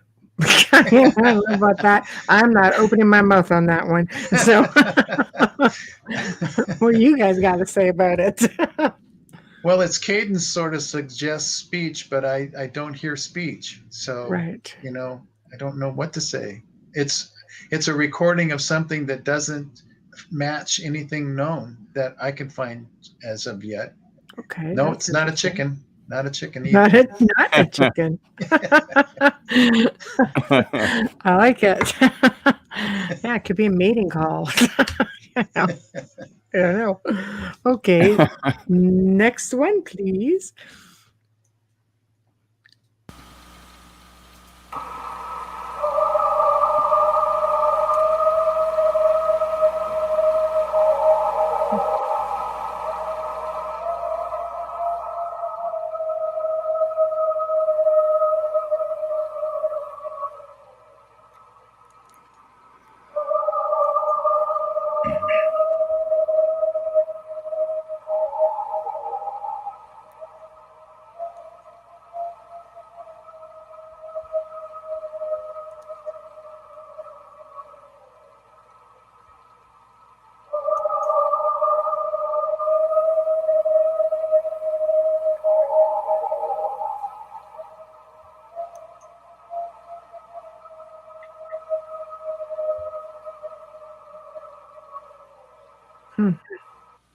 Soothingly haunting.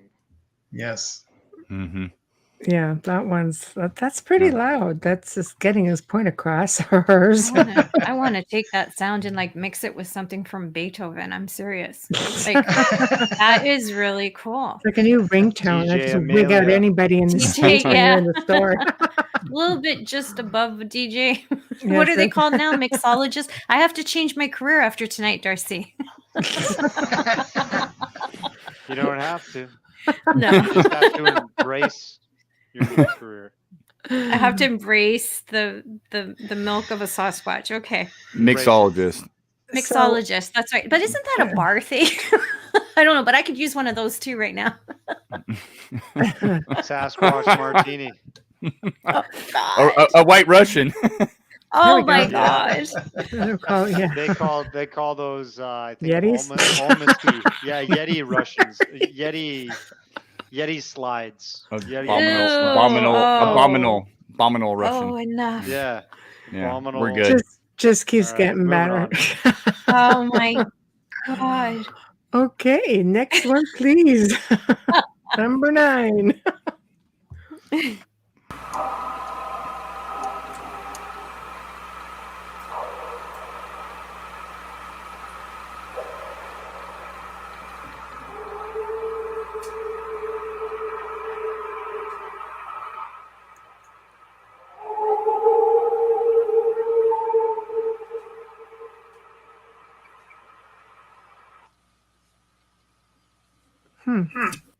Okay, so that's a little tough to follow without knowing what's going on. At the beginning, there's 2 power knocks, which are 2 loud percussive sounds, followed by 2 distant. It's more of a visual than hearing them. If you don't know what you're looking for, you're probably going to miss it. Followed by 2 vocalizations. So it was interesting that there was 2 power knocks, 2 wood knocks, and 2 vocals. Yeah. Something going on with the 2s in that communication. And they're coming from one No, creature. they were coming 2 from different. three different. 3 creatures. different. Wow. That is Right. wow. Yeah. Beautiful. Next one, please. Thank you.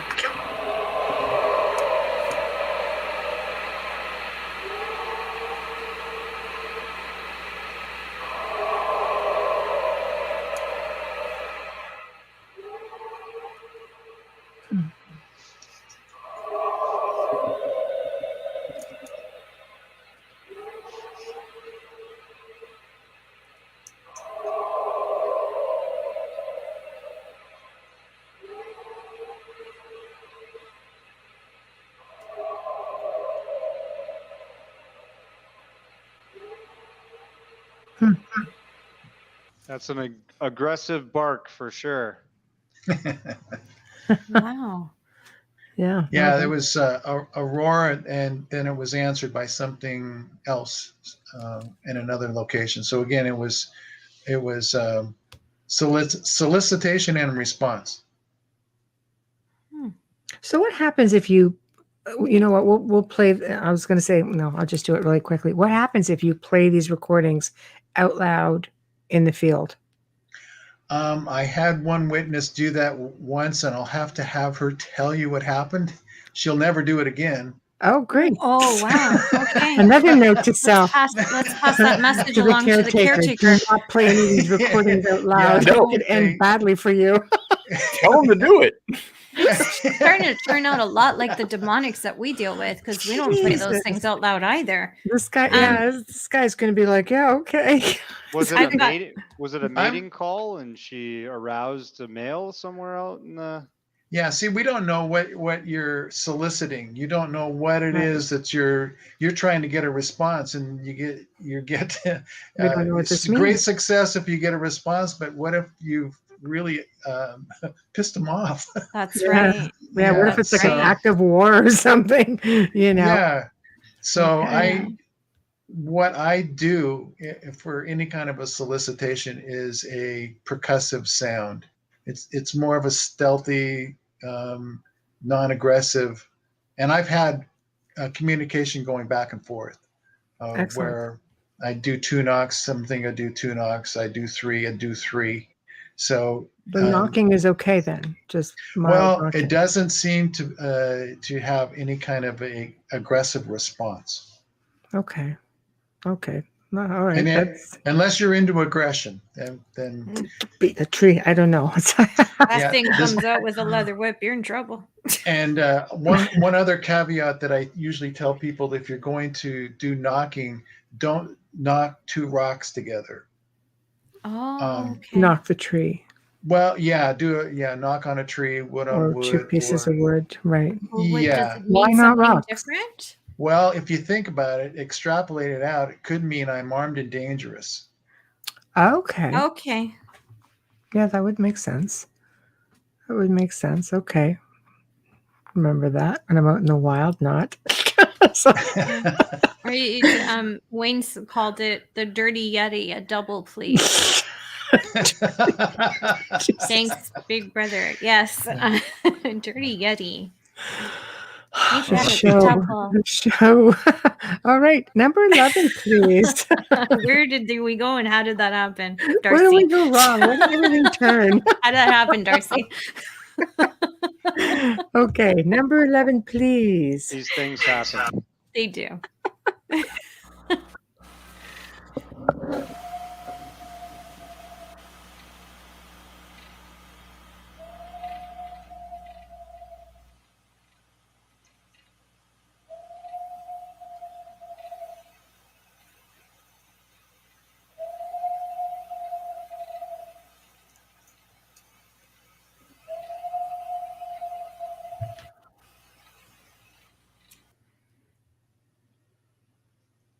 So if you notice, What is it? sorry, if you notice, the vocalization was shorter than some of the longer ones that we've been playing.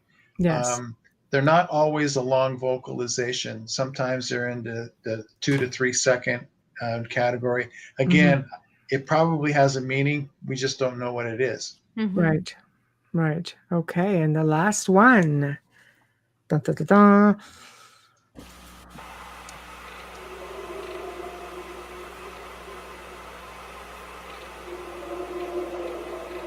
Mm.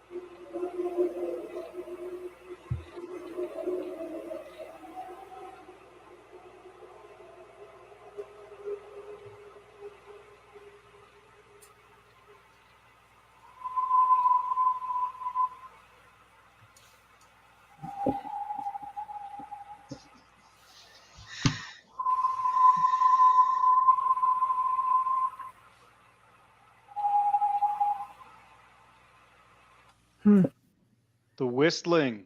It's very creepy. Yeah. Well, actually, that's a vocalization. That's not a whistle. Yeah. Very It's high pitch. fascinating. Very high pitch. Is it a Right. younger Sasquatch or is it a female? I can go either way on that. Okay. You know, I don't know. The only thing I can tell you is in a very high pitch, which is out of character, but it's a sustained note, like the singing, and it had two pitches. It had a high followed by a low, and then it repeated high followed by a low. I find it interesting that like you're able Thank you, Joe. to like take these sounds and compare them to known vocalizations. Is that like basically how you rule this out from being a coyote or a wolf or something going Right. off at night, right? Exactly. So Yeah, could you tell them about where the like internet data source that you use? Yeah, the Macaulay Library of Sound. It's a disinterested third party. It solicits audio recording from reliable sources, and the source has to see the vocalizer, and then it's given a file name, the circumstances where it was recorded. They do a really good case build. And they also provide a spectrogram, so you can then compare your audio to the known audio. So if it doesn't have any kind of a similarity to it, then you can say, well, this is suspicious. I won't ever tell you that it's a Sasquatch that's been recorded. I can tell you that I have a suspicion that it was. That's fair. It's not definitive. It's, you unless can't you're prove seeing it for yourself, right? Is that the idea? Yeah, and everything is up for review. So anything that I think could be Sasquatch related, if it can be proven that it's not using the same methodology, then I'm happy to put it on the known shelf. Right. But for now, it stays. It's subjective until you. Right. So when you put this film together, obviously you have a lot of audio. You've got a lot of photographs, obviously all the nests, etc. Eyewitness accounts. Did you talk to people about having experiences, like people who've sent in these clips, for example? Shane is an eyewitness. There's people that are part of the Olympic project.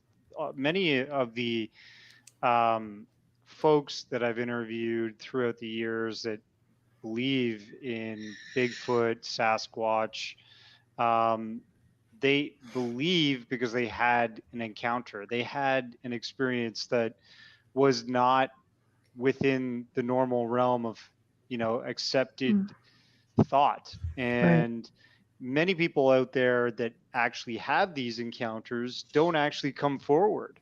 They usually just stay silent on it because they're kind of fear ridicule, And Shane and his buddies actually were out on an expedition and they saw something really startling. I'll let Shane talk about it.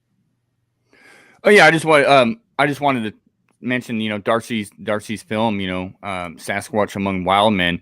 It's got a little bit of everything, but the focus is the connections between North America and some of the other stuff going around the world, especially like China and places like that, nests and stuff. Sasquatch Among Wild Men is probably one of my favorite documentaries or productions I've been involved with. So I just want to give kudos to Darcy because it's fantastic. He did a great job at that in the Unwanted Sasquatch. So, I mean, I highly recommend it. Not just because I'm in it, obviously. But, Shucks. no, but I mean, it was maybe. Well, yeah, I mean, no, but it was just well done. It just makes it better, right? It was well done. Darcy, put Shane's name in big letters, and it'll sell even faster. Yep, I'll be holding a milk jug. Already done. Got milk. It's a whole new NHL commercial, is it, Shane? Yeah. Got Sasquatch milk. Got milk. Yeah, Gilmore did it the first time, although I don't think Dougie would be doing the second one. Oh my God, it's funny. Yeah. So I did have an encounter. I've had a few things happen over the years. I did a lot of research in up and down California, both south and north. Never really had anything happen. Moved up to Oregon in 2008. 2011, fast forward. I actually wasn't on an expedition. I actually was just out fishing with some buddies in a remote area, Mount Hood National Forest. I was heavily invested in Sasquatch, don't get me wrong. But up until that point, I had minimal happen. Found a few maybe interesting things. Talked to a lot of eyewitnesses, but I really had nothing happen.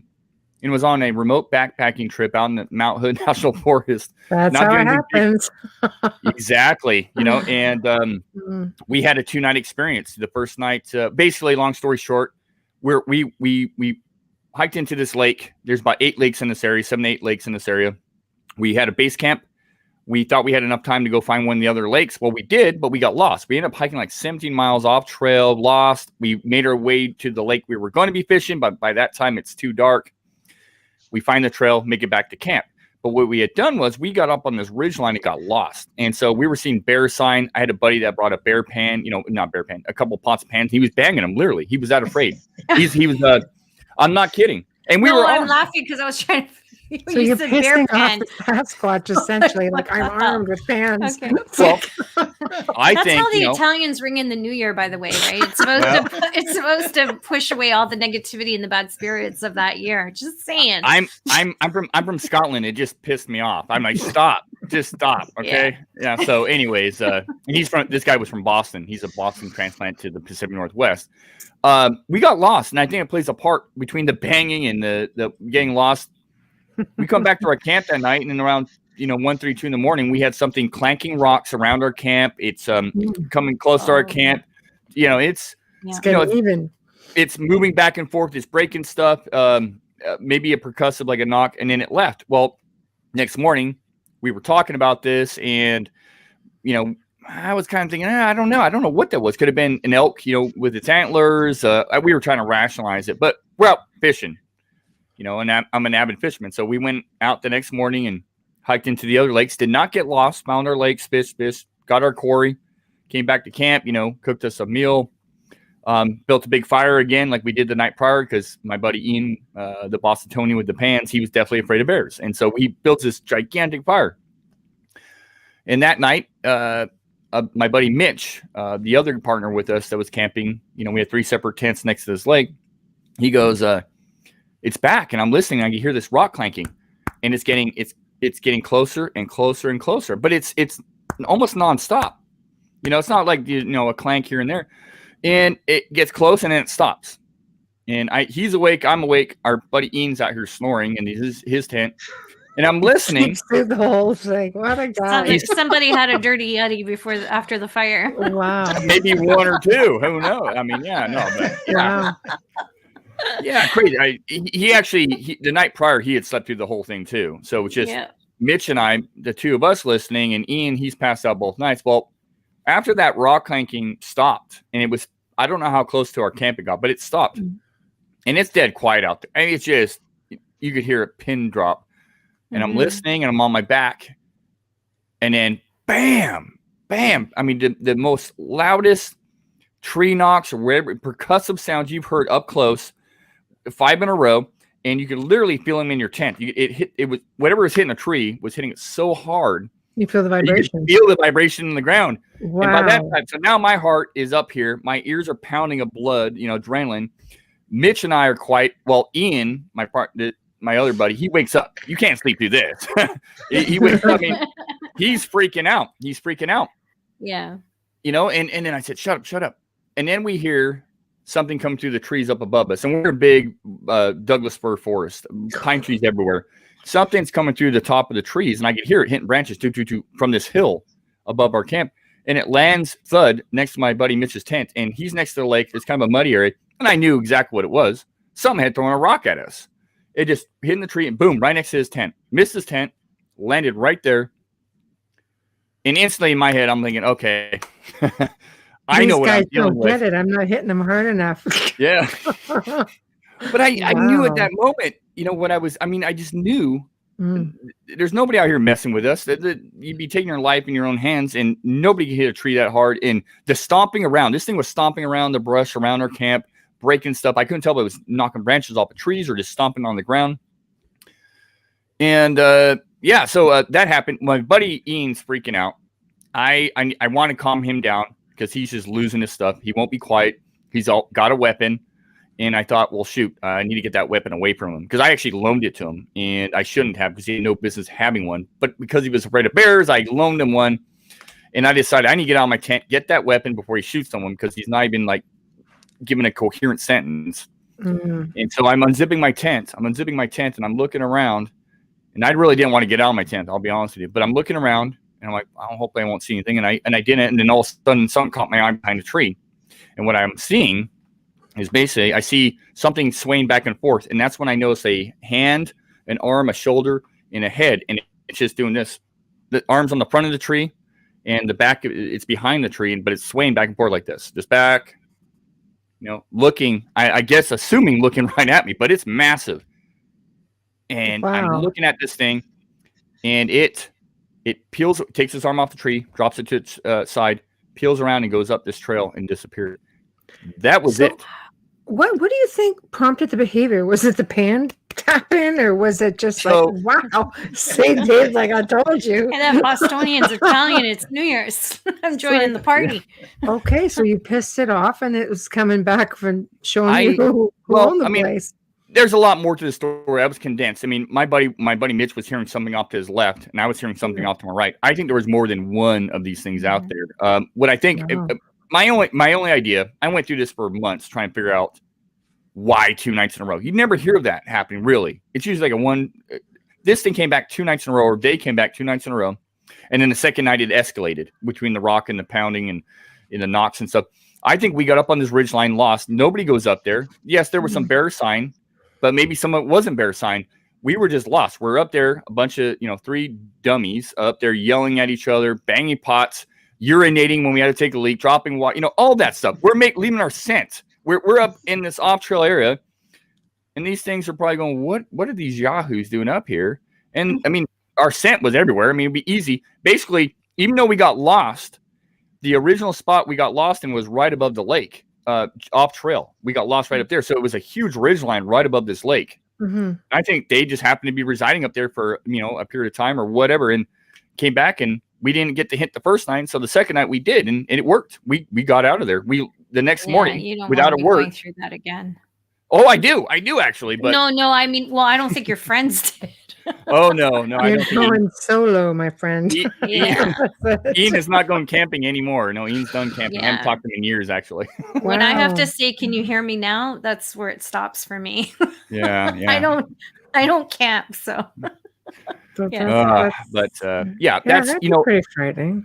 And that area, come to find out, the dummy that I am, I had no idea how many sightings were in that area. I happen to be in a kind of a mecca of an area for Sasquatch reports and sightings where people have been literally chased out of that lake, had crazy bears throwing rocks at them. And I found a lot of this stuff on a lot of this information wasn't on like the typical sites, like the BFRO or even the Olympic Project site or any of that. It was on hiking forums, AR gun forums, just average people talking about, oh, hey, I was going camping this weekend in some camping forum, and like, hey, this happened. Some crazy bear was up on this ridge throwing these big boulders at us, and bears don't throw rocks, Wow. Exactly. Now and if you go can't. to you go to like BFRO, I don't know if you've ever heard of that, ladies. I know you're. Oh, you are? Yeah. No, okay. I've heard of it. Yeah. So it's the Bigfoot Field Research Organization. I'm sure there's lots of ghost organizations too that you ladies follow. But if you go to BFRO, you can actually see that there's thousands of sightings across North America throughout history, and in Washington State is where there's hundreds and hundreds throughout history. And these are coming from police reports, all kinds of stuff, and they're very detailed on that site. Yeah, I mean, they really are. They cover everything. And so, why would it would be the world's greatest hoax if that was able to be pulled off, if all these reports were just bears throwing rocks. I'd want to meet the bear. So they pick the thing up. Well, I like- don't know if you want to meet Yeah. a bear because it might rip you Oh, apart. I grew up. but- I grew up around black bears. We had them. You learn. You just You learn had- what to you avoid, had a- what not to. I grew up around that you stuff. had It didn't really little bother me. Pet black bear or something? Black bears. Okay. Yeah. Nice. Not me. Blueberry season. Don't eat the blueberries. Leave them alone. I grew up around the Toronto streetcars. You learn how to handle your way around the city. No, seriously, wolves. I go for timber wolves. I could sit on one mountain, look over at another mountain, and the timber wolf sitting there looking at Yeah. me and looking at After him. It's like, tonight's show, the city's looking even better. I might have to get out of the country and go back. I'm just saying. I love Oh. this. I do. Oh, I do. Run away. So Yeah. that's definitely an interesting tale. So basically, they're looking at Shane going, okay, you're the one that we're not chasing out of here. What's wrong with this picture? Amp it up. He's too interested. Maybe would you be able to bring equipment out there and pick up some sound? Like you'd be able to find that spot again, right? Oh, I know the spot well. I've been back there, and Okay. for months, after going back up, I didn't go back out there for a month or two, and then actually Cliff Berkman's a friend of mine, and he had a fellow BFRO guy that we went out there and we did record some stuff, and subsequently over the years, this is 2011 August. I've been out there. I go out there at least. I used to go out there quite frequently, but that's in Oregon. Now I'm up in Washington. I go out there at least once or twice a year, and a lot of times nothing happens. But on some occasions, it could be awesome, and the audio and it's a really neat area. And there's a missing guy in this area. He's been missing since 2010, and every time I'm out there, because he went missing under some kind of weird circumstances, I'm always looking for him because there's a backpack out there somewhere, a couple of fishing poles, a hat, clothes, and a body. So. It's an interesting area. I'll just say that. Well, yeah, because the West Coast is beautiful. I've been to Seattle. That whole state is gorgeous. Yeah, you get up in the Olympics, and it's and you get out in the Mount Hood Wilderness down in Oregon. Yeah, it just is a beautiful completely Washington. remote rainforesty areas, and they're amazing. So why are people not finding them? There seem to be a lot of eyewitness accounts that there's just no real, I guess, evidence, nothing really definitive. Are they hiding in caverns? Are they, because let's face it, so many of our forests are completely unexplored. There could be tons of caves and caverns underground, so dense. You just answered your own question. Yeah, okay, go ahead. Thank you. What do I need you guys for then, honestly? I'm going into the wanted section tomorrow. The interesting thing is that there have been historical accounts of people capturing these beings, and the most famous one is the Jacko capture that happened in 1880 in Yale, British Columbia. It was found along a train track, and this was at night. It seemed to be passed out or something like that. The train stopped because it didn't want to hit this animal. They thought it was a bear as well, and when they got out, they saw it was this hairy ape-like thing. And gorillas and chimpanzees and stuff didn't make their way to North America until well into the 20th century. So they captured this, they lassoed it, they brought it back to this town, Yale, British Columbia, and a Dr. Hannington examined it, and he said it was covered in fur head to toe. It had abnormally strong features. It could snap a stick by twisting it instead of snapping it. And this is all, in the newspaper from the time. So it was alive.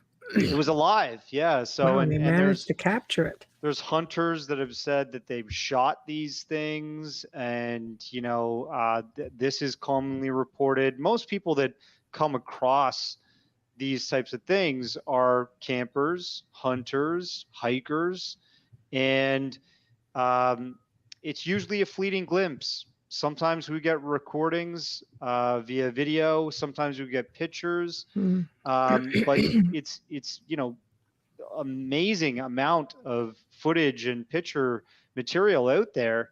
And there's been hair samples collected. these boys have found the nest sites, and it's not just isolated in North America. If you watch this latest documentary, these things have been reported across Europe, Asia, and it's just part of history that that wild men, these things that are more akin to an ape-like man, is lurking in the deep wilderness around the world. You know, just like ghosts don't just happen in North America, ladies. They apparently happen all over the world. It's a good thing I know a thing or two about that.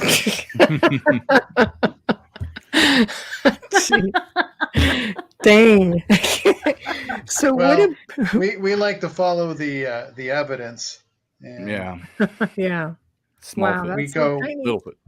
Yeah, that is not quite 4 inches Wow. in length, So just a wee one. just a Oh, little it's just a one. little baby. Aw. Baby foot. Baby Little foot. baby. So what do Yeah. you mean? There's a guy in the States who claims to have like 2 of them on ice that his father captured going by his YouTube videos all over the place. And the government He's a hasn't been in there to He's the- claim them? Is he The guy's a Canadian? comedian. No, he's a Talking about- comedian. Okay. You're talking about Pete the dog trainer. Yes. Really? I was gonna say, what do Yeah. you make It's a of that? bunch of- That just it's a seems like bunch of- completely unrealistic. It has to be It's a bullshit it's a bunch- story. It's a bunch of frozen meat with wigs on it. Oh, Jesus. Yeah, Okay. it has to be a bullshit story because the government would have been right in there That's what stripping I'm it right out, saying. I'm man. like, Like how are it you never getting would have away with lasted this? that long. He Maybe. never would have had it on YouTube. It would have been gone that fast. Oh, He's a funny yeah. guy. I actually He- really like his videos. Yeah, he's They're- funny. They're really entertaining, and if he had a podcast, I'd appear on it. Just putting It's it out there. probably Well- it's probably better. I don't know. Yeah, we you probably ask him about, has he collected any milk, right? Darcy. Does this There you don't have go. anything I can milk? would Let's show it to wonder me. if he has a female caught, Can I milk the on ice. Sasquatch? Is it Maybe his possible? Sasquatch has been a puzzle, Darcy. Maybe his brings all the Sasquatch to the yard. That's right. There Could we be. go. Yeah, that's That Could true. be. Maybe Yeah. maybe she doesn't want him in her yard. That's right. Maybe. Just saying, I used to sing for years, eh? So like I'm gonna catch you on every tune. Perfect. All right then. What did you say? Well, I don't know where we went off the rails exactly, but I don't know. I We just went know to we're- Darcy's yard on milk. Yeah, I got a yard here full of Sasquatch milk. Come on over. So all you have to That's say is it's Darcy's the new. promo. Yeah, if you Darcy's say promo for it's the for new night. way to Folgers. drop weight in a week, you'll have that sold There we Oh, go. what? like Is this. that what we need? That's I'm- all you need I'm to do fine. is have a That's have a a CGI effect of you being like 400 pounds and then you now and saying I drank this and lost all this weight overnight. But the And key you is can sell need water to in a catch bottle. the Sasquatch. How about going on a little Sasquatch hike? A little exercise never hurt nobody. No, I know, but I'm just saying like the teach weight people industry how is to do, like, diet industry is shopping. multi-billion-dollar industry. Madness. But Folgers, Yeah.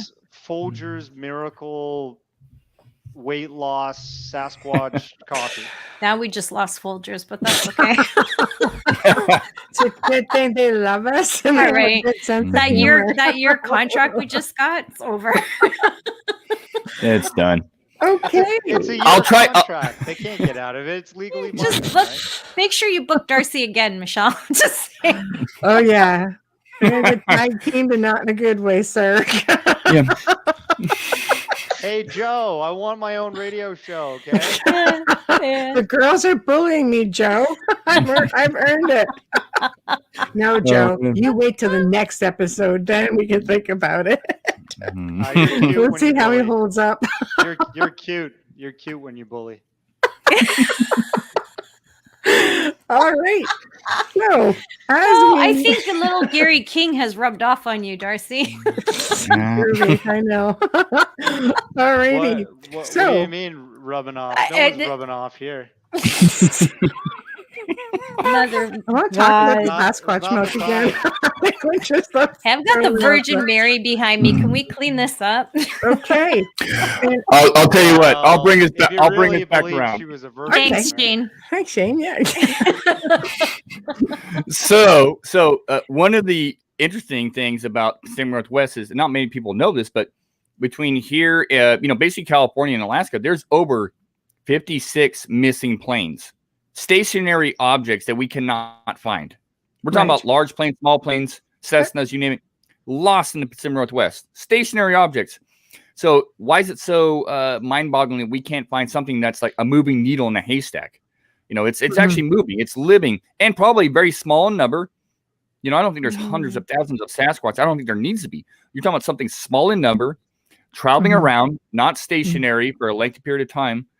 It's not that, and when you talk about bones and stuff, I mean, we could joke about that all day, but I mean, I've been in the woods. I see loads of bears. I see all these, I do come across bones, but rarely, I've never actually come across any cougar bones. I've never come across any bear bones. At least I could identify. And once again, we don't have people out there in the woods. You don't really have a whole lot of people that know what they're looking at when they come across something. They could find a bone, but they'd be like, "Oh, that's an elk bone, or that's a bone. That's interesting." They're not experts in those fields to come across a bone, which is almost rare by itself, to identify it. And most of the encounters are fleeting glimpses. They're short. The number one sighting, bar none, is roadside crossings. There's more people on the roads driving the roads, and then you get into the hiking and that sort of stuff. But it's I think it's very arrogant for people to go, yeah, there can't be Sasquatch because we would have found this or we would have found that. Well, I mean, I was just reading a report today, National Geographic, and they came across this brand new dinosaur species. Not even dinosaur, megafauna species. Right. The largest land animal to walk the earth ever. Brand new fossil. So, that one of the arguments is that there's no fossil record for Sasquatch. Well, I think there probably is. And two, if they're small number and always have been, or diverted in a different direction, the chances of finding a fossil are slim to none. I don't care. Do they bury their dead? Is that another? Bury their dead, eat their dead. Go like an animal. Well, it's a theory, but like an animal, like a dog or a cat. A lot of animals when they go to die, they go to the deepest, darkest place because they know they're going to die, and they don't want to be eaten alive. They don't want to be pestered. They're going to go lay down and die. In the deepest, darkest spots, and over time, man. The forest has no problem. Go jump on YouTube and watch some of how time lapse videos of decaying stuff, apple cores, at bodies, you name it. It's amazing, and that's in a controlled environment. You get out in the woods, stuff's gone in a week. It's nuts. That's true. So, what's your theory on Sasquatch being an ET, using portals to slip in and out? That's why people don't see them. I'm going to stay out of that one. I've got a pizza that's just about to arrive. The pizza, my name on. Sure. Stir up a a bunch of shit and just leave. No, Fine. I'm serious. Go eat I your just got pizza. a call. I got to go get the pizza. This is, guys, Sasquatch. DoorDash we is at love the you, door. we You got to love you. run, man, when DoorDash calls. Otherwise, But- he just leaves. I'm telling you, I got a challenge for you. One last thing before I go. Not drinking Sasquatch For the milk. 1 million people that are listening to this radio show right now, if there's 1 million of you out there, There's 2. Well, if there's 10, the 10th person that sends me an email at media@occultjourneys.com will get a free copy of Sasquatch Among Men, the DVD, mailed Thank to you. them.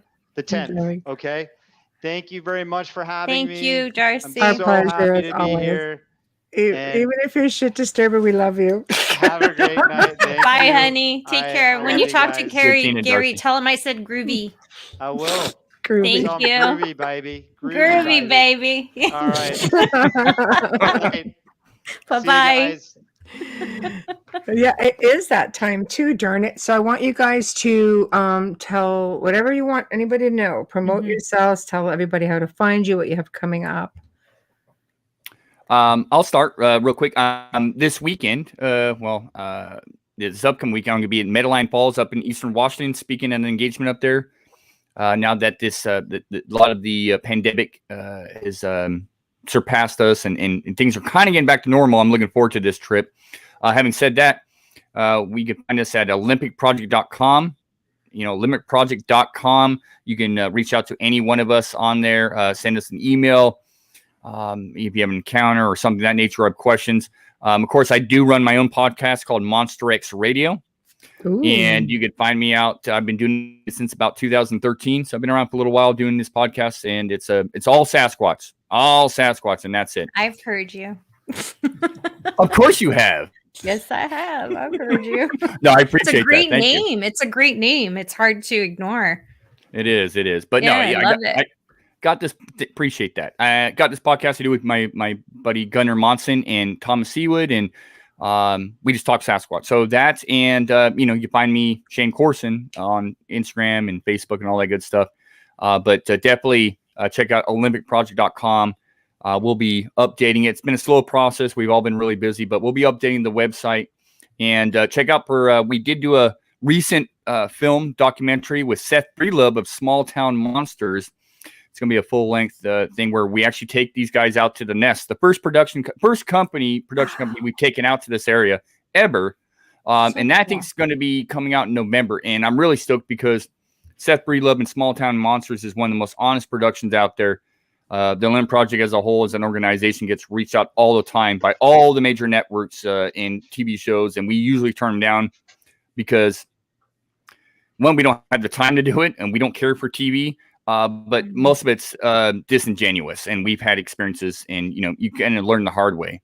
And Seth Breedlove and Small Town Monsters, amazing production to keep it real, and that's all you're going to see. And it's going to be something I'm going to be proud of. I know that, and David Ellis is in the film as well, and so between working with Darcy Weir and Seth Breedlove, I think we have it made. I mean, I'm stoked. Congratulations! I'm not being rude, but while Mr. Darcy's putting out his challenge, we just put out his email. He's like, post the email. All right, I just sent mine. I hope to get a copy. I think he wants in on that. Okay, I'm going to go post it right now, everybody. Just saying. You beat Number Darcy. 10. You beat Darcy. I got you. David, what are you up to, and what's coming up for you? Okay, I'm posting it. Analyzing audio recording is what I love to do. It's a difficult task for most, and it's not really something a lot of people like to do, but I do. So if you are out in the woods and you hear something strange, grab your iPhone, hit record, send me that clip, and you can reach me, contact me, like Shane said, through olympicproject.com, David Ellis. So I'd love to hear what you're hearing out there that you think is suspicious. That is so cool. I love your job.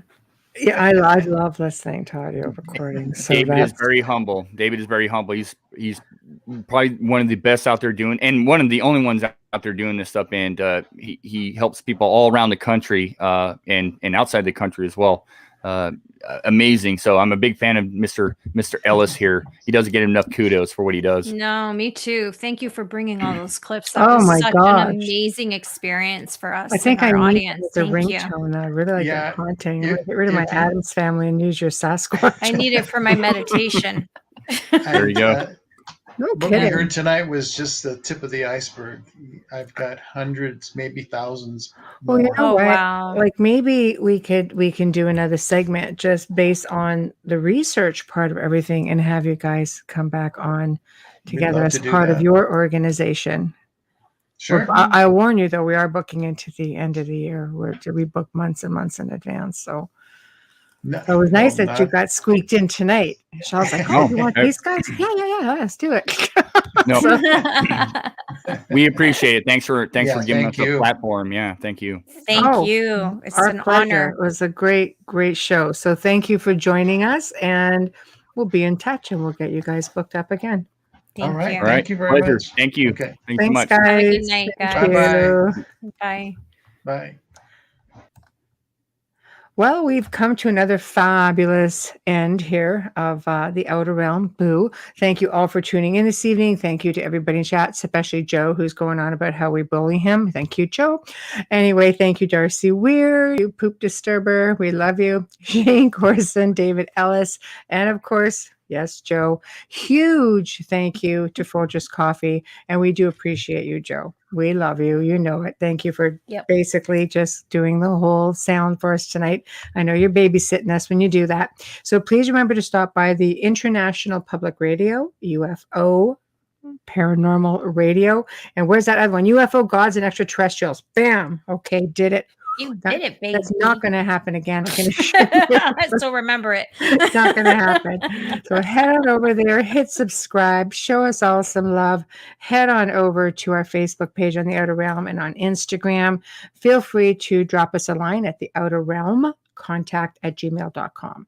Whether you want to see a guest, a topic, whether you want to be a guest, whether you just have something to say and share, please, Outer Realm Contact, the Outer Realm Contact @gmail.com. Tune in next week, guys, as we come back with Carl Cookson and Hamilton White from the Lost Relics of the Knights Templar. We're going to see what they've got cooked up for us this time. Hopefully more relics. Everybody loved them the last time, so we have that. Thursday night welcomes back Fritz Zimmerman to the Outer Realm, and he will be talking about his ongoing research on giants in North America. So don't forget to find Joe Montaldo and I on the Gray Zone Uncensored this coming Saturday night. Biggest thank you ever to Vultures, always. Until then, Amelia and I bid you a good night and have a great, safe weekend, guys. Y'all behave.